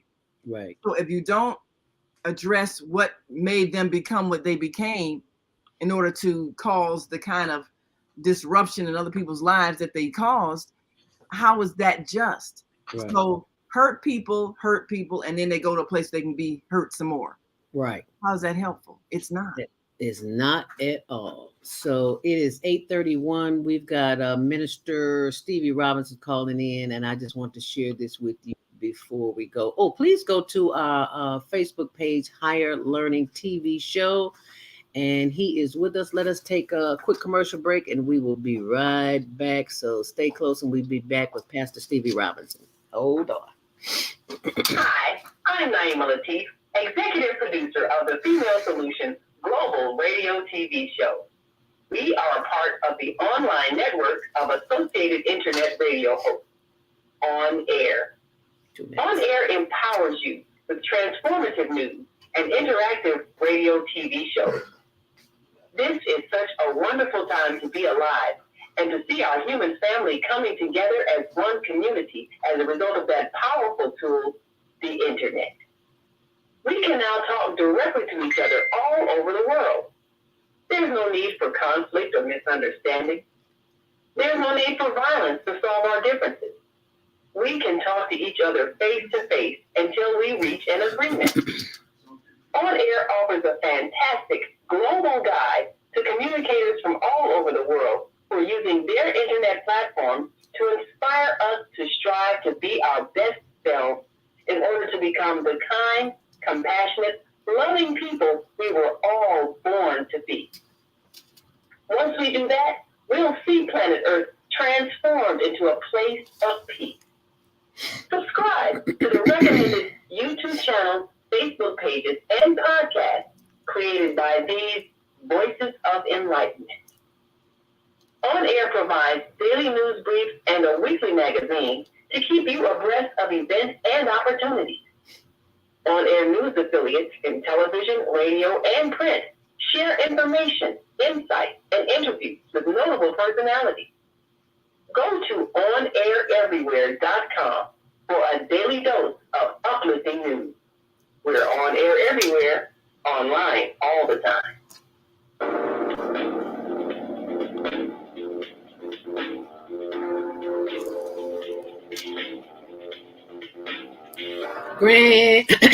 Grand Rising. And thank you for calling us back here on the Female Solution and the Higher Learning Network TV show with executive producer Naima Latif, executive producer of the show. And we are being joined by Pastor Stevie Robinson that I had the pleasure of meeting yesterday. Thank you so much, Pastor, for joining us this morning. Pastor Stevie Robinson from projecthead.org. Tell us all about, he can't hear us? You can't hear me? I can't hear you. Oh, wow. I can hear you. You might want audio. I'm up loud and clear and we're talking. So just go ahead and talk. I don't know what happened on your end. Go ahead and talk. We can hear you. I cannot hear you. I cannot hear you. We can hear you. So go ahead. You can hear me? Yes. Okay. I don't know why I can't hear you. Oh, don't worry about it. I know why. Now I can hear you. Okay. Good morning. Good morning, Grand Rising. Absolutely. Grand Rising. I love that. Grand Rising. Grand Rising. I'm about to use it. Excuse me. I've had you on the show before. You didn't even know it because you were in a video that Armadillo had produced. Armadillo or somebody. I can't remember. I think it was him. And I said, and when I first saw it, I said, Pastor Stevie Robinson, I was like, wonder is he any kin to me? Because I don't know who my daddy is. Okay, so I'm always thinking, is he a cousin? Is he Hey, you know how it is, Robinson. You know, absolutely. How you doing? I'm doing wonderful. We are blessed. We are here, and we got water to drink. So I got a cup of water sitting right here. I got no complaints. When you made that statement yesterday at what was it, America to Africa, when you spoke at Armadillo's event yesterday, I was thinking we take it for granted. No, you do. Absolutely. And you know, I'll tell you, Sister Robinson, I am I could said yesterday, I stopped complaining about anything. Everything. You understand me? Nothing. I have you know, God has a way of putting us where you know, he wants us to be in terms of our gratitude and you know, appreciation of him and who he is. And sometimes he has to take, you know, the contrast. He has to take you all the way to the other extreme to make you see how fortunate and blessed you are. He has to do it sometimes. And, you know, because, you know, in a land of plenty, and this is a land of plenty. Yes, I know there are 80,000 homeless people right here in this city alone. You know, I saw the documentary on your brother last year. Okay, so that's how far back I've been knowing about Douglas. You know, and the story. But even with 80,000 homeless people in this cold city, and they're living right out there right now. They're wrapped up in blankets, some of them in plastic and blankets. Some of them don't know where their next meal is coming from. And it's a day-to-day existence. And we always assume that they're there because of, you know, drugs or whatever. We just assume we see the homeless, but we don't see the homeless. Yeah. You understand me? They're there. They're there always. You know, the Lord said the poor you're going to have with you always. Right. And I used to wonder, well, why, Lord? Why you have the poor always with you? You Lord. Right. And, you know, but the poor is God himself. Now, you know what I just said? Now, I'm not just saying that because I'm saying something. I read that in this book. And what book was that? This is the scripture. The scripture. People need to know that. Now, yeah, I'm sorry for quoting. It wasn't a book that a man wrote. Okay, it was a book that God himself wrote. And then once I really understood, well, how is the poor God? What is that? Why? And why are they here in every generation? right? Matthew 25, and I'm going to quote it. He says, when the Most High, when the Lord returns and gathers all nations together, he shall separate them one from another as a shepherd separates his sheep from the goats. And the sheep will be on his right hand of all nations, and the goats on the left. Then he says, on the right, come ye blessed of my Father, enter the kingdom prepared for you from the foundation of the world. Now, this is the kingdom. We're trying to get in the kingdom. I know I am. Okay. But then he says, for when I was hungry, you fed me. When I was naked, you clothed me. Sick and in prison, you visited me. Thirsty, you gave me to drink. Then the righteous said to him, Lord, when saw we thee hungry? Or when saw we thee thirsty, naked, sick? Because you God. They were like, oh, what, you God.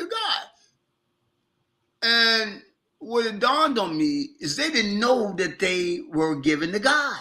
They didn't know it. But they were not doing it for a reciprocation of getting in the kingdom. They were just doing it because it was the right thing to do. They were not doing it to get advantage to get in the kingdom, because other than that, they would say, Lord, yeah, we did feed you. We did clothe you, Lord. So let us in. Right? Right? They were just blown away that they were getting into the house of God by giving to the poor. And they never associated the poor with God. Why don't we do that now? Huh? Why don't we do that now? That's because we don't know that the very God that's waking you up, that's got you here talking to me, that's got you a cup of water in your hand, that's feeding me, that's got me, talking to you, they don't know that the very God that wakes them up are the poor. God is the poor. He is the poor. And he has them here so that the spirit of charity can be given. It says, what does charity do? It says charity covers what? A multitude of sin. Now, when I know what sin is. Sin is sin, and the wages of sin is death. But charity, these folks were doing it to the poor and needy, not even to gain anything. They were just doing it because it was the right thing to do, which is what charity is. Charity, if you're doing something for somebody with an expectation of a return for something, that ain't charity. Nope. Because if I give you something and I'm expecting something in return, then that's what I'm doing. I'm expecting something. I didn't give you anything. You just do it because it's the right thing to do. And so you ask your question, why don't people do it? It's because they really don't realize the severity of having a relationship with God by giving to the poor. I didn't. I didn't know it. I mean, the more I read, the more I understood. I said, man, but here's why does the Lord have the poor here always? That's because in every generation, he's trying to exercise the love of God in you by your benevolence to the less fortunate. And we have we have as much less fortunate as we have fortunate. And you are a prime example of giving. And that's what I loved about yesterday's event when we were invited there by Amadilo, talking about the Zimbabwe Clean Water Project, which you did last year and you're doing again this year. If you all are watching this video online, please go to preacherhead.org. And this is one of the videos. Let me bring that up a little bit bigger so people can what Preacher Head Ministries is all about. Praise God. Amen. I wake up in the morning light, now let's just stop that right there. We wake up in the morning and we ain't got to go nowhere to get water. We don't have to walk a mile or 2 or 3 or 4 or 5. They are walking to get water. every day. First thing in the morning, and Lord knows if they got to go get in. That's a 30-minute walk easily. I do 30 minutes on the treadmill. In the hot sun. In the steaming hot sun. And the journey goes on. Ever forward, never backwards. Amen.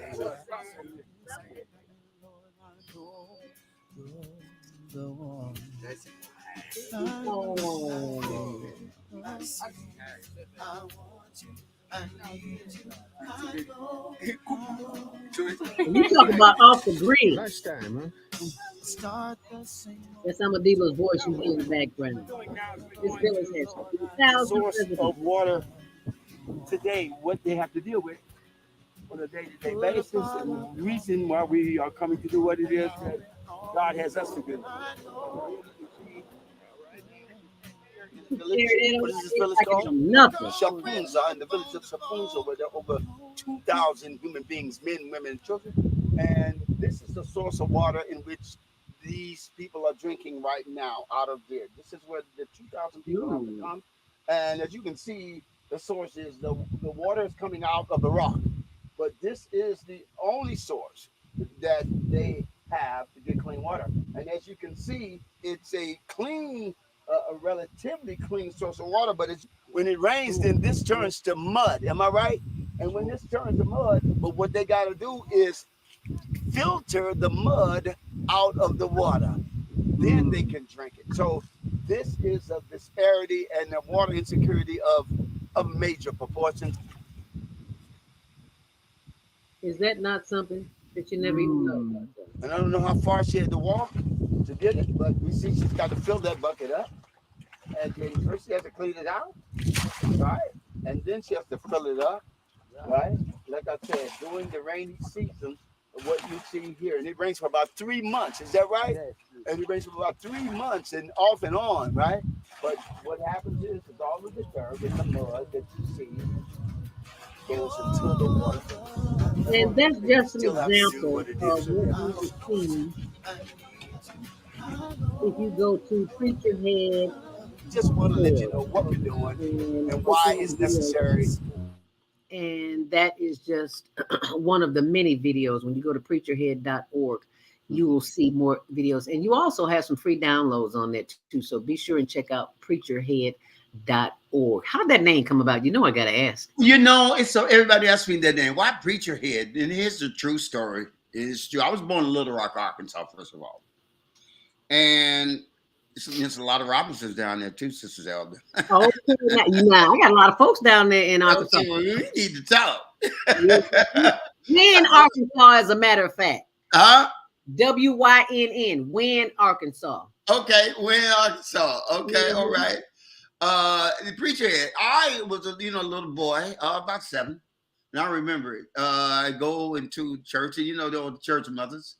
They always come and say, "Boy, how you doing? Come sit on my lap. You look just like your daddy. Who kid is this? What your name is? Oh, I don't kid, boy. You I don't kid. That's what. So anyway, this lady would come and she says, "Boy," she looked at me. She said, "Boy, you got a head like a preacher."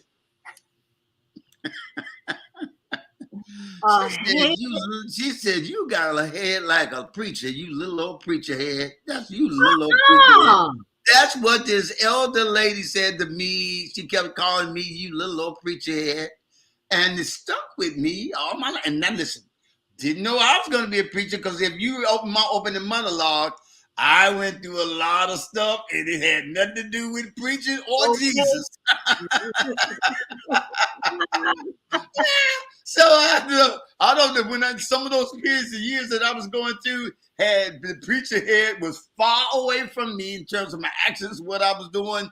But that's a subject for another time because God is able to pick you up out of a hole and fix you up and, take you and do what he wants you to do for him if he loves you and he got something for you to do. And obviously he did, and I'm glad he did for everything that he took me through. And it was some rough stuff, but I'm so glad because I wouldn't be appreciative, I wouldn't be as grateful, and I wouldn't be as focused, and the things that matter wouldn't matter.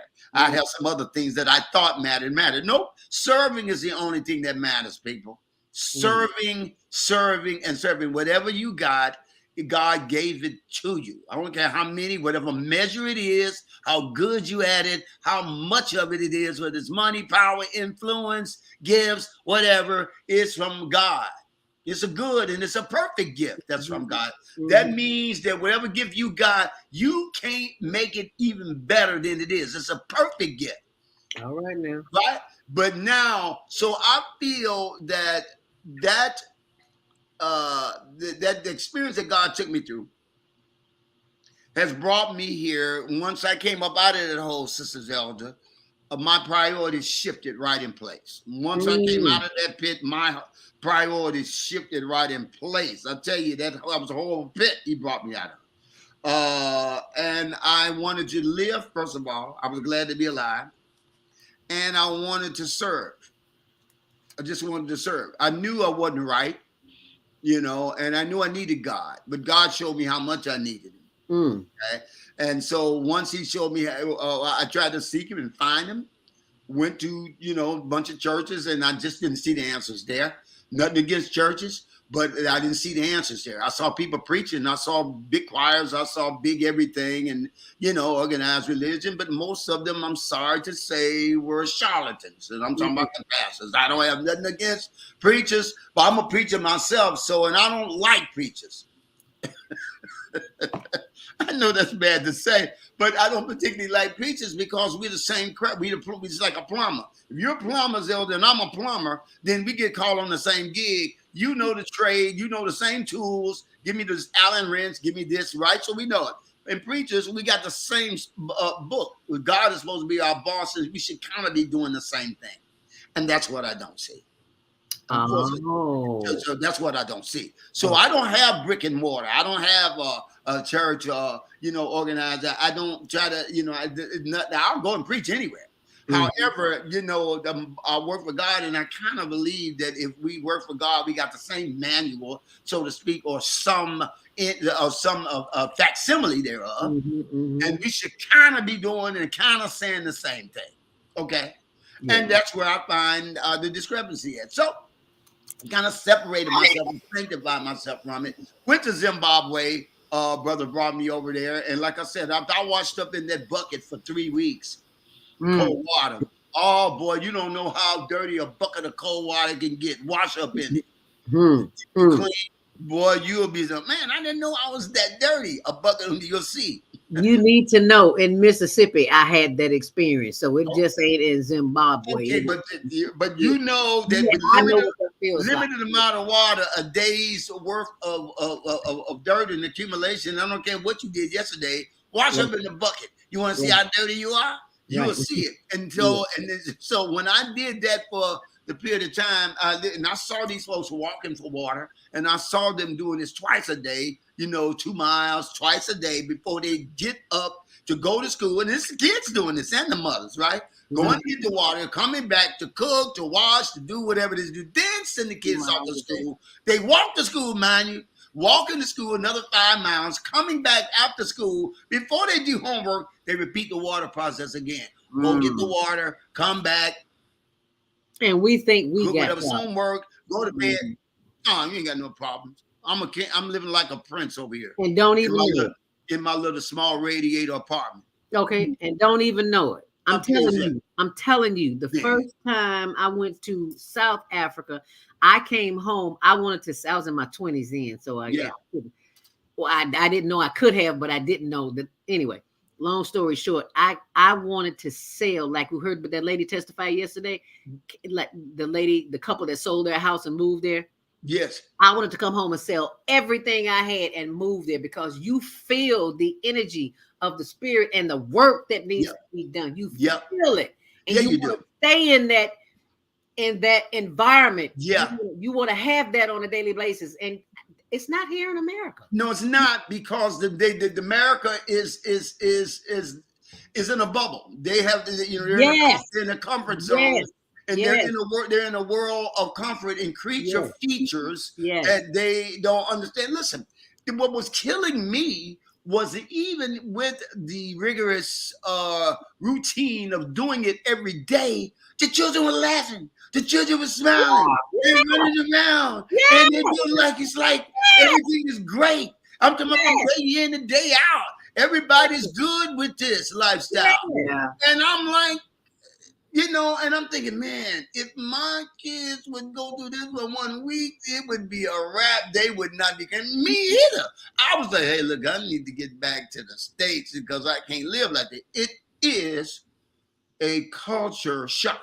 Yeah, it is. It is. But they need that. They need that experience to appreciate what they have, to see the content, and to realize where joy comes from. Joy doesn't come from these things. It comes from within, from the love of your community. I got a quick question though. Yes.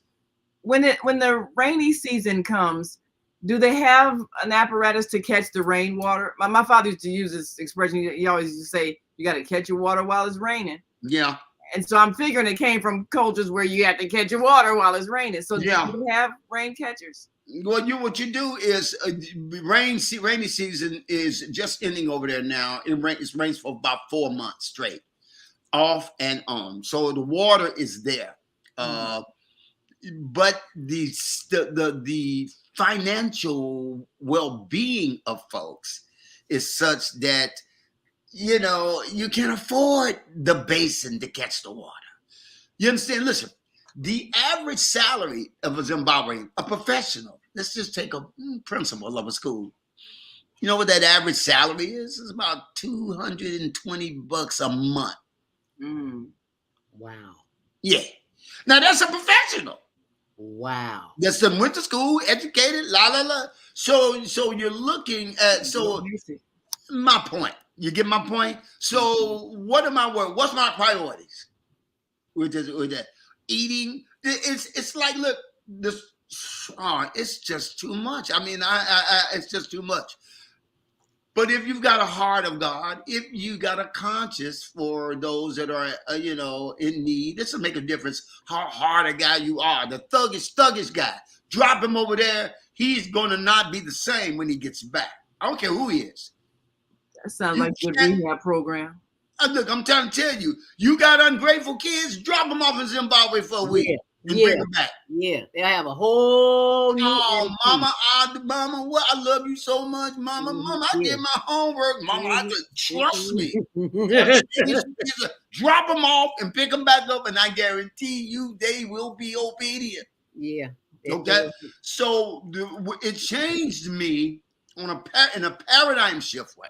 Yeah. In terms of God, my ability to being faithful in what I thought was a little when I left here, because it's not what I have is a wealth over in some other places, and you have to go over there to see what it is that I'm talking about, that they would love to just have a fraction of what it is that we throw away and waste and everything. And it's consistently, and it's not just in Zimbabwe, it's in other countries in Africa. And we can talk about why that problem exists. It's governmental issues. Of course, you got the other nations coming in, raping and pillaging the land and taking all the minerals out. There are few things that have the system the way it is. Most of the leaders in Africa, sorry to say, have been compromised. They've been bought, they've been purchased, and mostly by other nations, Russia, Chinese, the so-called Jew, and everybody. And I said so-called Jew affectionately because I don't want to get into nothing. But my point is that this has been a disparity that in Africa has always been a place where all the other nations saying, we're going to part this land and we're going to do what it is that we're doing. And that still existed today. It's existed after World War II, and it still exists today. Okay.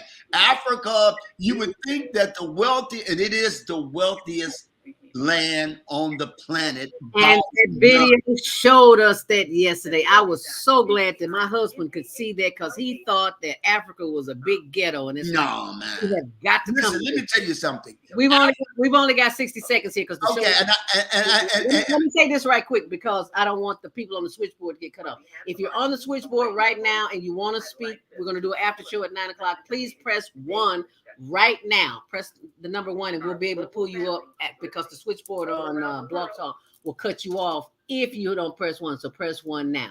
So just hold on for our closing. Preacherhead.org is the place where you can go to find out more information about the Zimbabwe water project and all the other projects that are going on and how you can participate.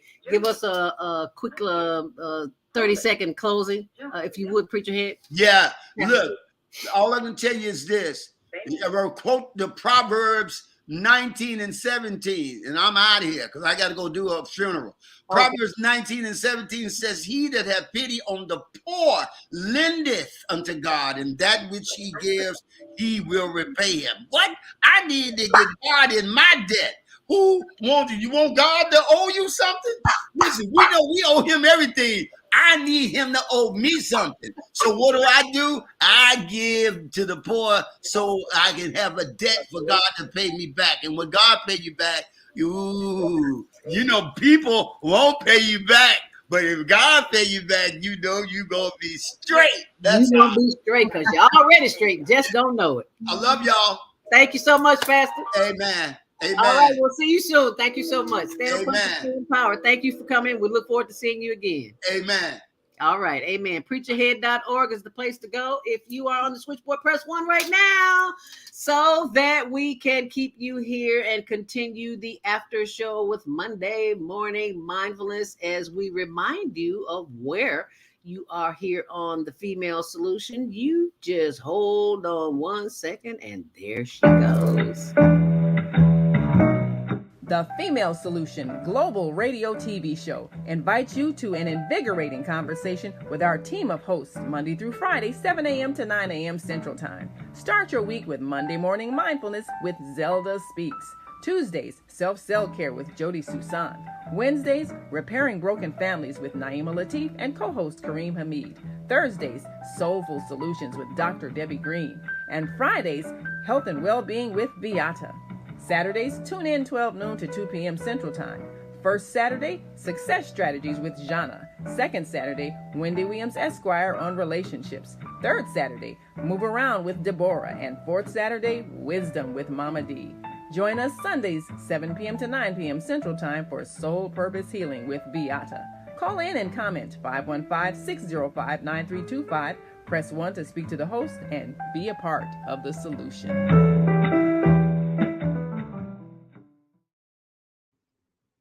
Are part of the solution, and thank you for staying here with us on the after show with executive producer Naima Latif. Take it away. Well, that was really inspiring to hear. The interesting thing, he talked about the children. See, children, they come here full of joy, and they just are loving life, and whatever their circumstances, they adapt, they adjust, they find friends, they have fun. They don't need a lot of things. Right. I think of so many parents who are spending, trying to get their child the most expensive video game and most expensive shoes, and the children are still complaining because their children never learn gratitude for what they have. They never learn what real joy is. They never learn what the purpose of life really is. It's not these things. And sometimes we got to go through a whole lifetime and get to the point of death where, you know, our health is bad and everything else before we finally get it. You know, life is not about things. It's about the love you have for the people in your life. That's what brings you joy. And you can do that well, I like how their homes are made, you know, the grass roofs and everything, the mud walls. You can enjoy life in the simplest of homes. And even if you got to walk 2 miles a day for water, rather than just walking, you know, across the hallway from your bedroom and turning it on in the bathroom sink, you can still feel joy. And when we can teach our children how to enjoy life by just appreciating what you have and realizing the thing that is valuable is the relationships you have with people. That's what life is about. It's not the material things, because these are just things. That's what they teach us in America. They keep us. Yes. You can't be happy unless you have more things. Yes. You're not. And if you don't have things, you can't be happy. You're not good enough. The hair, the purses, the phone, the shoes, the vacation, the house, the car. None of that is important when you think about it. But because we have this American mindset and Operation Mockingbird is in full effect. Operation Mockingbird, what? Don't believe me? Google it. Operation Mockingbird. You are being programmed as we speak, and you wonder why you stay on your phone. You wonder why you can't turn the TV off at night. You wonder why you want that $500 purse when you know your rent is due. Yeah, just doing things that don't make sense because somebody put in your with the Joneses. You happiness. If I just have bankruptcy court. Yes.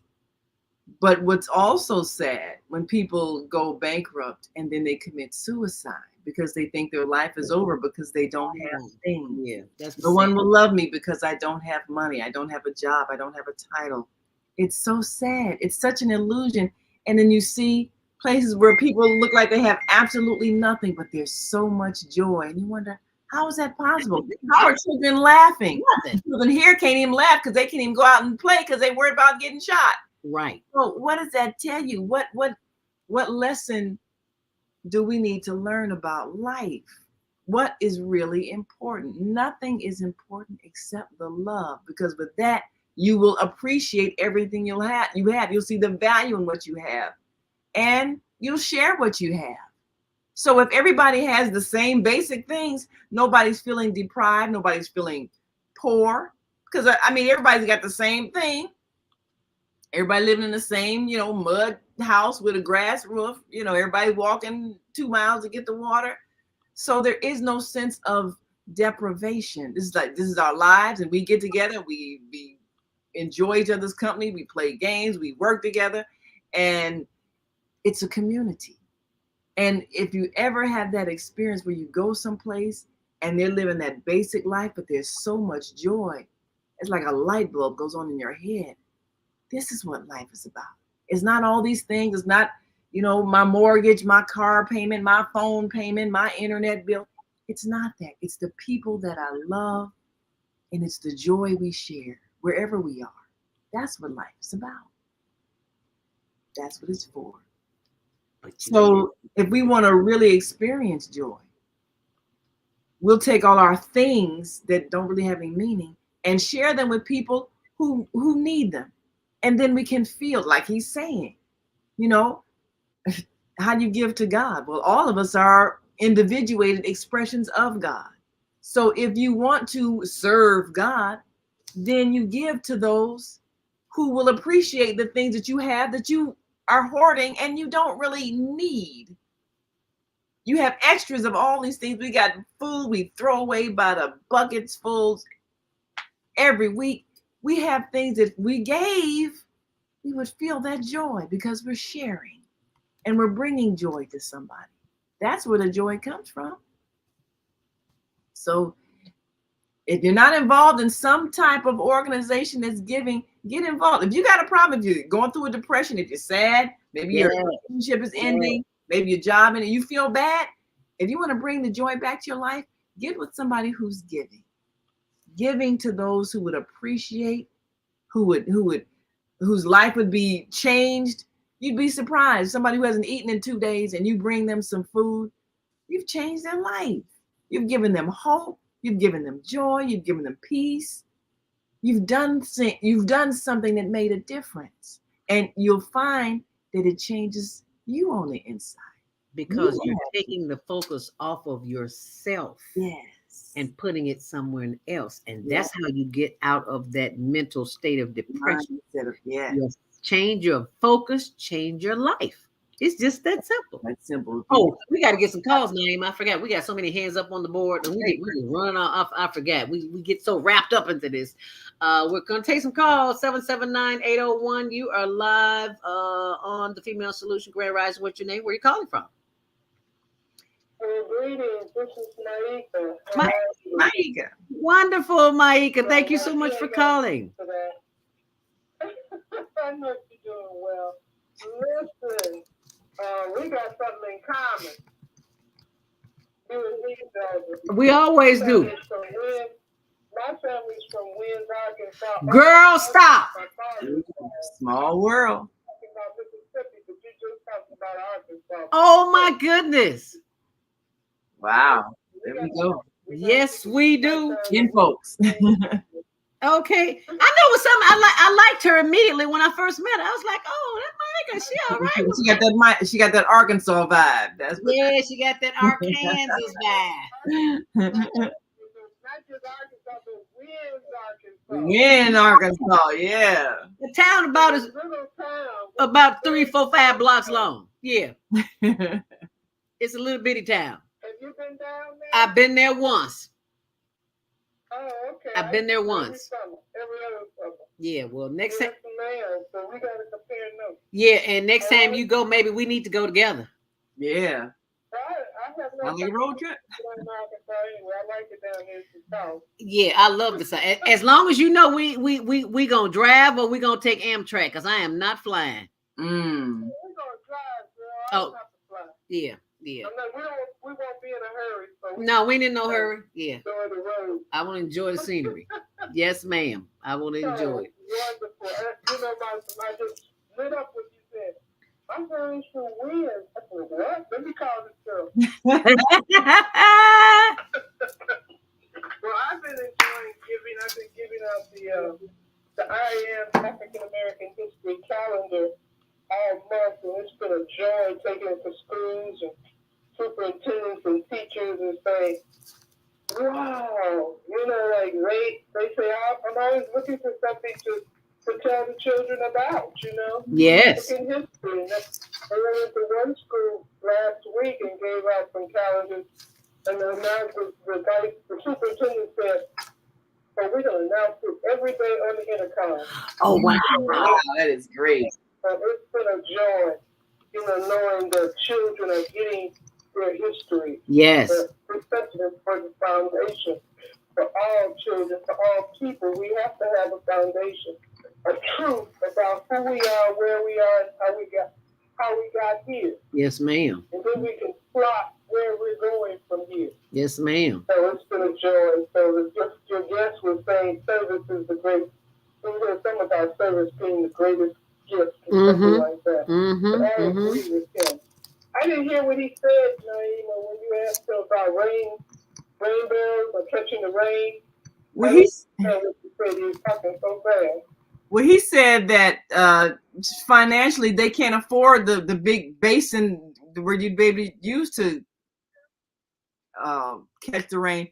Then when he said that, first my thought was, well, that sounds like a project, you know. But even if you just focus on getting the rain barrels to Zimbabwe so they can catch the rain during the rainy season. And I'm sure they got probably all kind of sophisticated ways of catching rain now and even purifying it and everything else, because, you know, technology has been developed that way. So we ought to be able to do that, you know. Right. And I'm sure there's somebody somewhere who's got a project that's doing that. We need to hook up with it, because, you know, if you just give people what they need, and you need some problem there.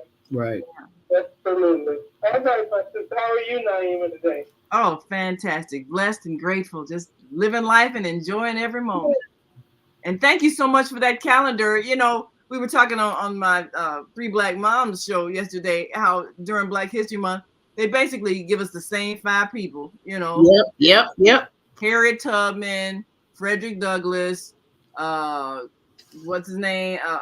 Peanut Man, George Washington Carver, and Rosa Parks, and Martin Luther King, and that pretty much that's what we get every year for our children. So that calendar, it just expands so much, you know, what we really represent in our whole journey. And it should be in the school. It should be in the school system, because the book that I have, Black folks made everything, not some things, everything. All the inventions, everything. So it'll change the perspective of our children, and that's the beginning of healing the hurt of being told a lie that your people are ignorant and come from nothing, and even what we've been taught to believe about Africa, ghetto, poor, struggling. What we're seeing in a lot of places in Africa is the aftermath of wars, the aftermath of exploitation of the land, the aftermath of even the exportation of some of the biggest, strongest, most intelligent, most powerful people. So trying to rebuild from that, we're seeing what happens when people get corrupt and take bribes and all of those things. So we're seeing the aftermath of a lot of errors in judgment.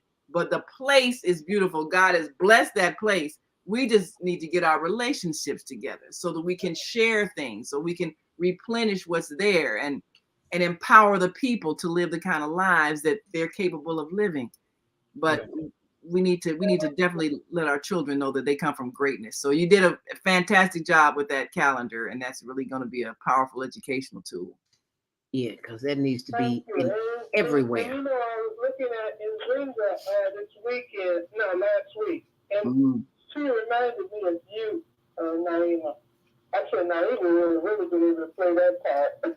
I don't know who was I telling that to? I was on somebody's show, and I was telling them because they were talking about, that was last night on the other show. Yeah, right. And she was talking about Nzinga, and I was telling her that about almost 30 years ago, I did a voiceover with the whole African accent and everything for this audio series that a company out of Indiana produced of African heroes, kings and queens of Africa. And so he asked me to do the voiceover for Nzinga, and I did the research, got the accent and so forth, and the script that they put together for her life. It was really inspiring because she, back then, men were the kings and women were queens, but men ruled stuff. Well, she took over after her father passed away, and her brother had her son killed because her brother thought that her son was going to, rise up and do away with him. So you had this infighting going on. But anyway, her brother ended up dying. She took over as queen, and she was called the woman king. And she was running the military, and she fought back the Portuguese. I'm like, there you go, sister. Yes. She had an inspirational story. King. She really was. Mm-hmm. Netflix, as a matter of fact, if any of you don't know about it. As you can see it on Netflix. She's the person who feels I think. And doesn't that empower you to know that there? And this is what gets me. I am realizing that everything negative in the culture of America is negative against women. Look at the curse words, bitch. Look at mother flower. Look at everything negative is related to a woman. You notice that? Where is that? Why she gotta be a bitch? Why she gotta be a mother flower? Son of a bitch. Look at that. Yeah, where is that? Where is that coming from? What do they call it? Misogyny, hatred of women.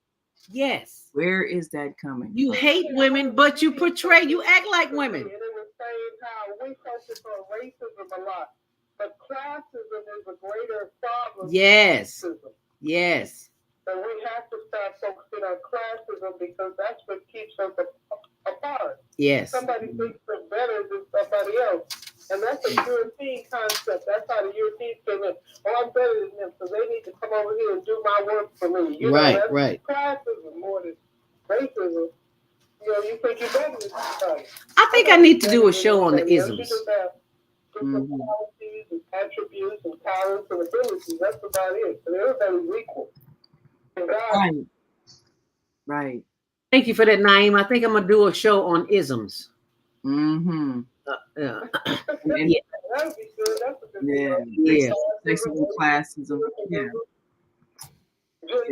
Yeah. All those isms. Yes, absolutely. That's a great thing. Yes, ma'am. Classism is a real problem.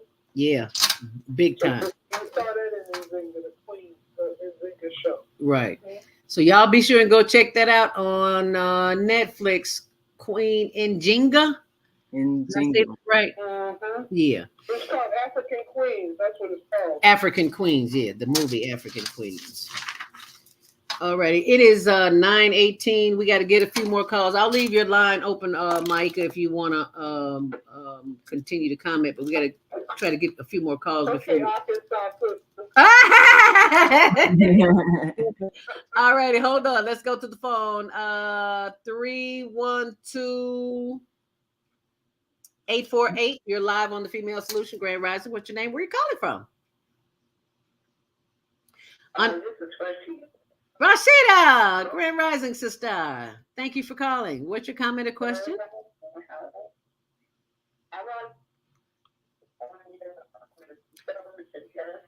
Because it's motivational to see people practicing charity. You know, that's yes. one of the principles, one of the main principles that I think of that God has demands on us as people.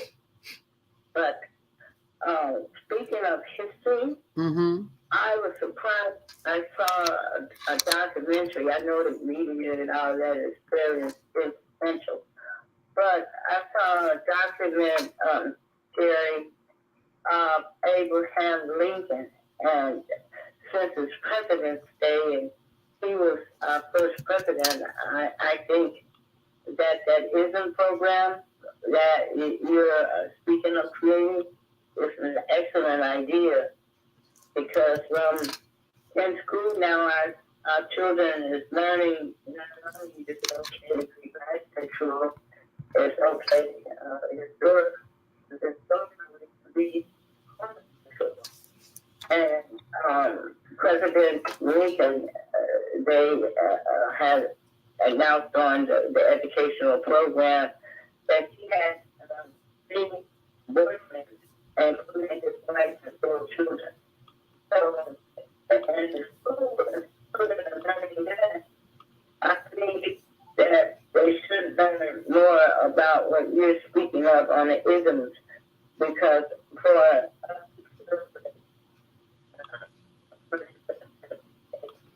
Rashida, I don't know where you are, but you are breaking up and we cannot hear you. So maybe you want to try and move around. Can you hear better now? Yes. Okay. I was saying that the ISM program that you're talking about creating is very good. And the practice that Maika is doing as well is excellent, because our children need to learn a more godly principles, and charity is one of them. And speaking of presidents, our children are learning and being taught that it's okay to be gay. Yeah. And they're historically documenting about our president, the name of the 3 men he slept with while being married and having 4 children. So that's not very influential. So I want to commend you and Maika on what you're doing as far as charity, because it needs to be taught, especially among American people. Amen. And to focus more on that than sexuality, because it's a shame we have to practice a day, President's Day, and our children have to practice to celebrate that day, knowing that our first president slept with 3 men and the names of the men. So for me, it's more promoting more homosexuality than godly principles. So Well, whatever I can do with the charitable development that you're creating, I don't mind, because that's one of the 5 principles I believe that God has commanded us to do. all right. Well, I commend you on the work that you do, my sister. Thank you so much for calling and sharing, your information, and we look forward to hearing more about the projects that you are doing. If you are on the line and you want to comment, I don't know if you can, if you didn't do it before. I think you can still press 1 as long as you have, as long as you're still on the switchboard. I think you can still press 1. You just can't call in if you haven't already called in. Okay, if you want to on this switchboard and you want to talk, 515-605-9325, press 1 to speak. 336-350. You're live on the Female Solution. What's your name? Where are you calling from? Greetings, Sister Zelda. Is that Mama AZ? Yes, it's us. Hey, Mama AZ. Yes, ma'am. I wanted to comment and greetings to everybody who's still on the line. Dr. Mike, I'll get up with you as soon as I can. But I want to take a comment. Can you hear me okay? Yes, ma'am. Go right ahead, Mama AZ. Okay, Dr. Lateef, you are just amazing. You and your sisters, don't get the big head now.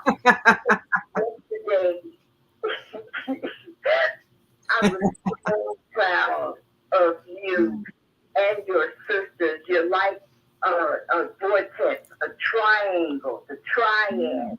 In North Carolina, we call Greensboro, Winston-Salem, and High Point the triad because it's three. You're like a triangle.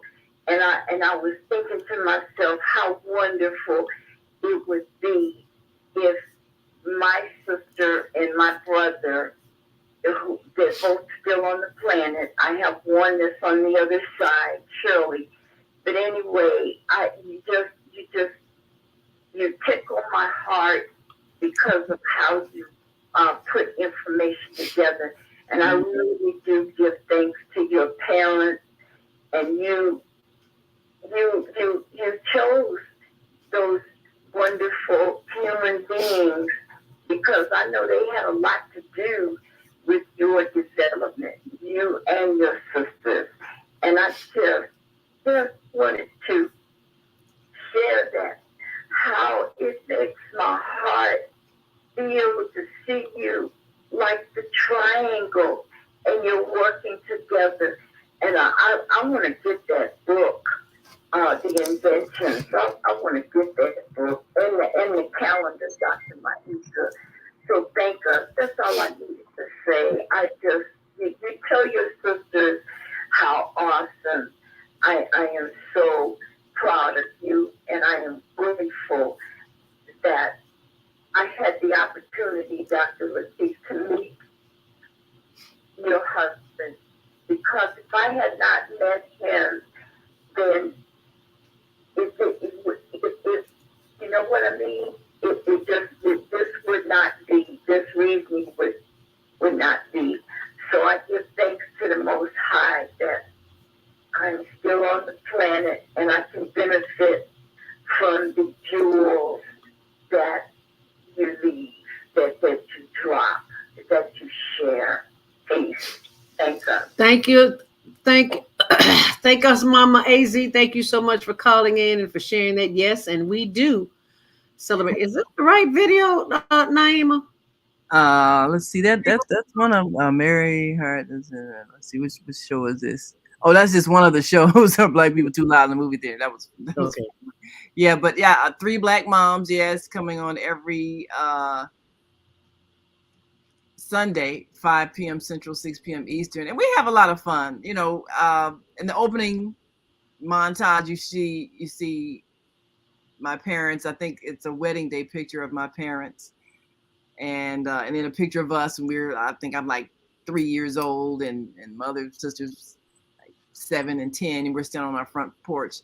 So I mean, we've had quite a journey. I'm grateful that we have evolved in the way we have and born to the parents that were very much socially and culturally aware. And I think we talked about that even yesterday on the show, growing up with Ebony magazine in the house and them talking politics and, you know, Dr. King. And we were always aware growing up, even down to my mother buying us ethnic dolls, you know, making sure we had dolls that reflected dark skin because they wanted to make sure we had pride in who we were. And that has such an impact.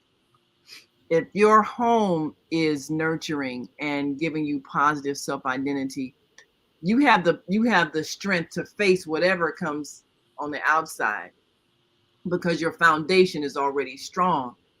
And this is really where it comes from. It doesn't matter what other people think about you. If in your household, your parents, your siblings, you know, you strengthen each other and you define yourselves by the greatest definition of who you are, nobody can tear that down. And that's why I'm really excited. You know, we're getting to the point where we're almost finishing up the Parenting with Peace online class on our New Earth Homeschool Academy online, and the link to that is on my website. And I'm looking forward really to putting that thought in motion so that people can change the way they're raising their children, not raising them, putting them down, calling them bad names, hitting them, and all of that. We can raise our children with love, and they'll take that love everywhere they go and whatever circumstance they're in, and they'll always survive because we're giving them a strong foundation to stand on. So thank you, Mama AZ, for watching. We really appreciate you, and thanks for chiming in with your comment. That was encouraging. Thank you, Mama AZ. You know, I heard recently that there's a problem with African children getting black dolls for the girls. Yeah, you know, and there's a woman, because matter of fact, B-Love did I have to show that. And B-Love did an interview with a group of African women. They had a program where they brought African women, women from across Africa to America for, this business exchange program. And one of them, her business was manufacturing African dolls. And she was explaining how in her country, they didn't have any dolls that looked like them. So she is in the business of manufacturing black dolls. And she, also designed the clothing so that it was ethnically correct in terms of kinds of the head wraps and a whole bit. And B-Love did a really great interview with that we, of course, was on TV. And I'll make sure that I need to put a link to that on my website too. That was another great video. Yeah. And the doll is, and men don't always get this. Well, they sort of do because they had G.I. Joe and all that stuff. But a doll is like your alter ego. That's like your representation of who you are. So when we give, and Mama D talks about this, the fact that when they did that doll experiment and they had the white doll and the black doll, and little black girls, they'd ask them, well, which doll is the smart doll? And they picked the white doll. Which doll is the pretty doll? They picked the white doll. Which doll is the good doll? They'll pick the white doll. And then they say, which doll is you? And the little black girl she'd feel bad because she knew that she looked like the dark doll, but she just got through giving all the good attributes to the other one that didn't look like her. So was that saying in your mind, I'm not good, I'm not smart, I'm not pretty. So we got to figure out where are we giving our children the subliminal message that there's something wrong with them. We're doing it much earlier than we realize. We're doing it like, when they're like in utero, just born, 1, 2, 3 years old. Yeah, I think it's putting them in front of the TV. All they're going to see is white people. And so that's what they think is all right.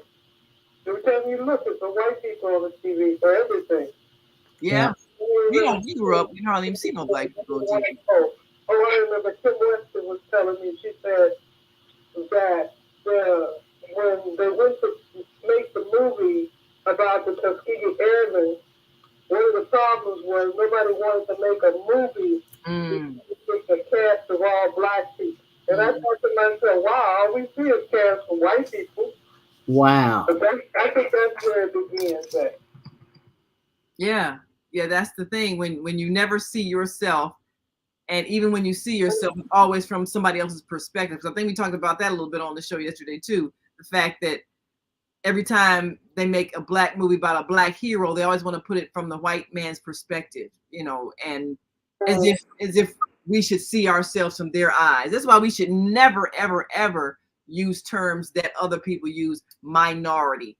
Saying we're the norm, you are the other. No. We should not say those things. We should not teach that to our children. We should not teach our children to adjust to other people's racism or prejudice. We must teach our children, you are perfect just as you are. Ignore those people. If they're not nice to you, they got a problem. And their thinking does not change the reality of who you are. What our preacher friend just say, preacher here just say, we are God. We are the expression of God. Now, how are you gonna be any less than that? Nobody can make you lesser than who you are. So when we teach that to our children, they become invincible. But we got to believe it ourselves. So that means as women, we have to have enough self-esteem so that when we give birth, we're not transmitting our low self-esteem to our sons and daughters by saying negative things to them. Because when you speak to your child, you're really speaking to yourself. Right. So we got to feel good about who we are. When we bring forth life, we can say, you're beautiful, you're wonderful, you're intelligent, you're creative, you're talented. I love you, I love you, I love you. And that's what they'll absorb. Okay, let's get this last call before we get out of here. 312-848. Did I open your mic? I think that's Rashida. We talked. Sorry about that. Then I do believe that's it. I don't know if Baba Kwame is with us, if he wants to say anything, because it's 9:33 and I got a meeting at 10 o'clock. So I got to let you go. Yeah. I wanted you to comment. Love you too, sis. Thank you so much for calling. We'll talk soon. Yes. All righty. And welcome to On Air Everywhere. As you can see, Naima, you want to close us out with the information here? Yes. We got a daily news website, and we're making sure that we keep you abreast of some positive, great things happening in and around where you live. And this was great. We had a chance to be live at the Chicago Auto Show and talk about that real issue of clean air that we all need to have. And if we convert to electric vehicles, then we can begin to reduce some of that smog. So we had a chance to be live on Beata's Friday show while our sister Zelda and I were here at the auto show. And that link to that interview is right there. OnAirEverywhere.com. Yes, and of course, we do a short half-hour news show every day on air. It's right. You can go to www.blogtalkradio.com/onairradio. 1 o'clock Central, 2 o'clock Eastern. Just half hour of news. We try to keep informed what the government is doing. News from the White House, news from the State House, and from also, our perspective too. From our perspective, always helping us to realize we have the power to change things. If you know what your government is doing, if you want them to do something else, tell them and be involved and be proactive and know the power that you have. And stop complaining to your neighbor. Do something. Get involved. Yes. Yes, and coming soon, of course, is the On Air TV network. Look out for it this spring, bringing you all the great video productions that we do, the news in and around the nation, coming to the TV network. We've got some of our great voices of enlightenment who give uplifting videos every day, and we want to make sure that we share them with the world. So look out for it. We're doing some great, great things. And I'm so excited and so excited to have all of you who have been a part of the solution. And last but not least, be sure and go to preacherhead.org and look at what is available. How can you volunteer and how can you become involved? And last but never least, we have got to go to the Global Virtual Teen Talent Contest. And this contest is every last Saturday of the month, and this Saturday is that Saturday. So if you have youth who are between the ages of 13 and 19, they can send a 1-minute video clip to hlntvshow@gmail.com. And they can participate in order to win prizes and cash and scholarships. You can send that information and hopefully get it in time, because this Saturday is the last one. So we want to thank you for being a part of the Global Virtual Teen Talent Contest. And while you're there, go to our blog, to our, not blog, if you are watching online, go to our website, higherlearningnetwork.org.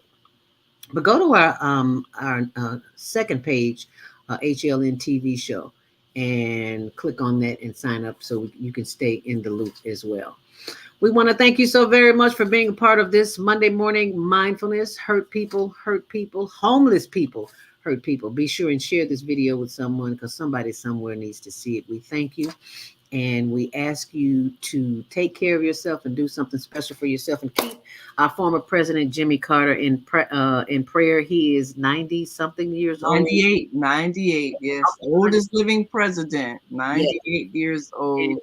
And he's And he's in hospice now. Yes, which generally means he's, He's about to make his transition. about to make that transition. And speaking of experience in a hospice, my BFF of 64 years, Deborah made a transportation. Her nurse explained to me that doesn't always mean that they're going to pass.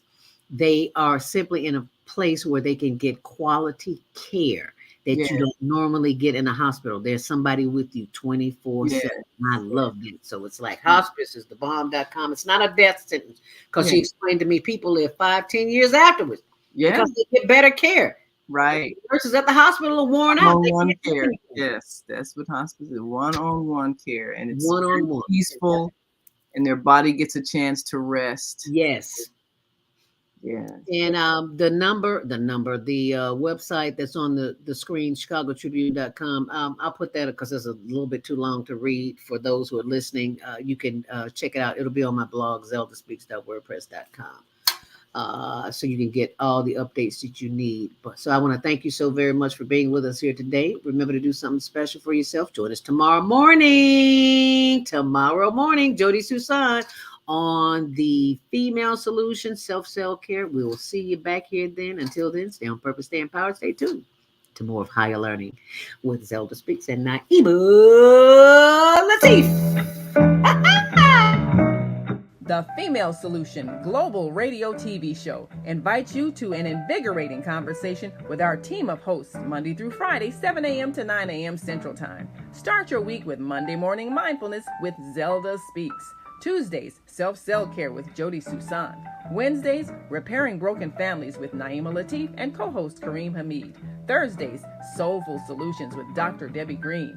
And Fridays, Health and Wellbeing with Beata. Saturdays, tune in 12 noon to 2 p.m. Central Time. First Saturday, Success Strategies with Jana. Second Saturday, Wendy Williams Esquire on relationships. Third Saturday, Move Around with Deborah. And fourth Saturday, Wisdom with Mama D. Join us Sundays, 7 p.m. to 9 p.m. Central Time for Soul Purpose Healing with Beata. Call in and comment 515-605-9325. Press 1 to speak to the host and be a part of the solution.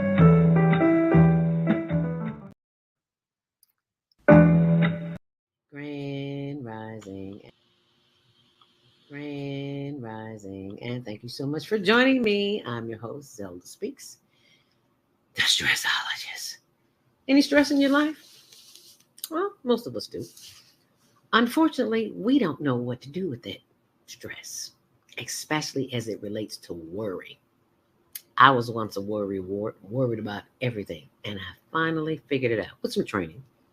Yeah, I've been certified with the American Society of Training and Development, National Speakers Association, and a host of others. But none of those organizations helped me stop worrying. They just gave me validation for the public to see what credentials I have. So the credentials I have now are from life experience, and I've learned how not to worry. And you can learn how not to worry too, because it is indoctrinated in us to worry. We don't have the answers, so we think the worst is going to happen. Well, I got a solution to that, and that is the Worry Workshop. So I'm going to pull that up for you on my blog. Why do you worry when you don't have to? Go to my blog, zeldaspeaks.wordpress.com, and you can sign up right there and find out how you. And remember, sharing is caring. If you care about yourself and your loved ones, help them see their way out of a mess. Give them the gift. It makes a great birthday gift. It makes a great holiday gift. So instead of running to the store getting something that they really might not need, give them a worry-free life. Give them the gift of a worry-free existence. And thanks for sharing. Make it a great day. Are you stressed out? Are you ready to learn some quick techniques on how to de-stress immediately? Then book your free 30-minute consultation with Zelda Speaks, the Mindfulness Stress Relief Coach, at higherlearningnetwork.org. Thanks for sharing.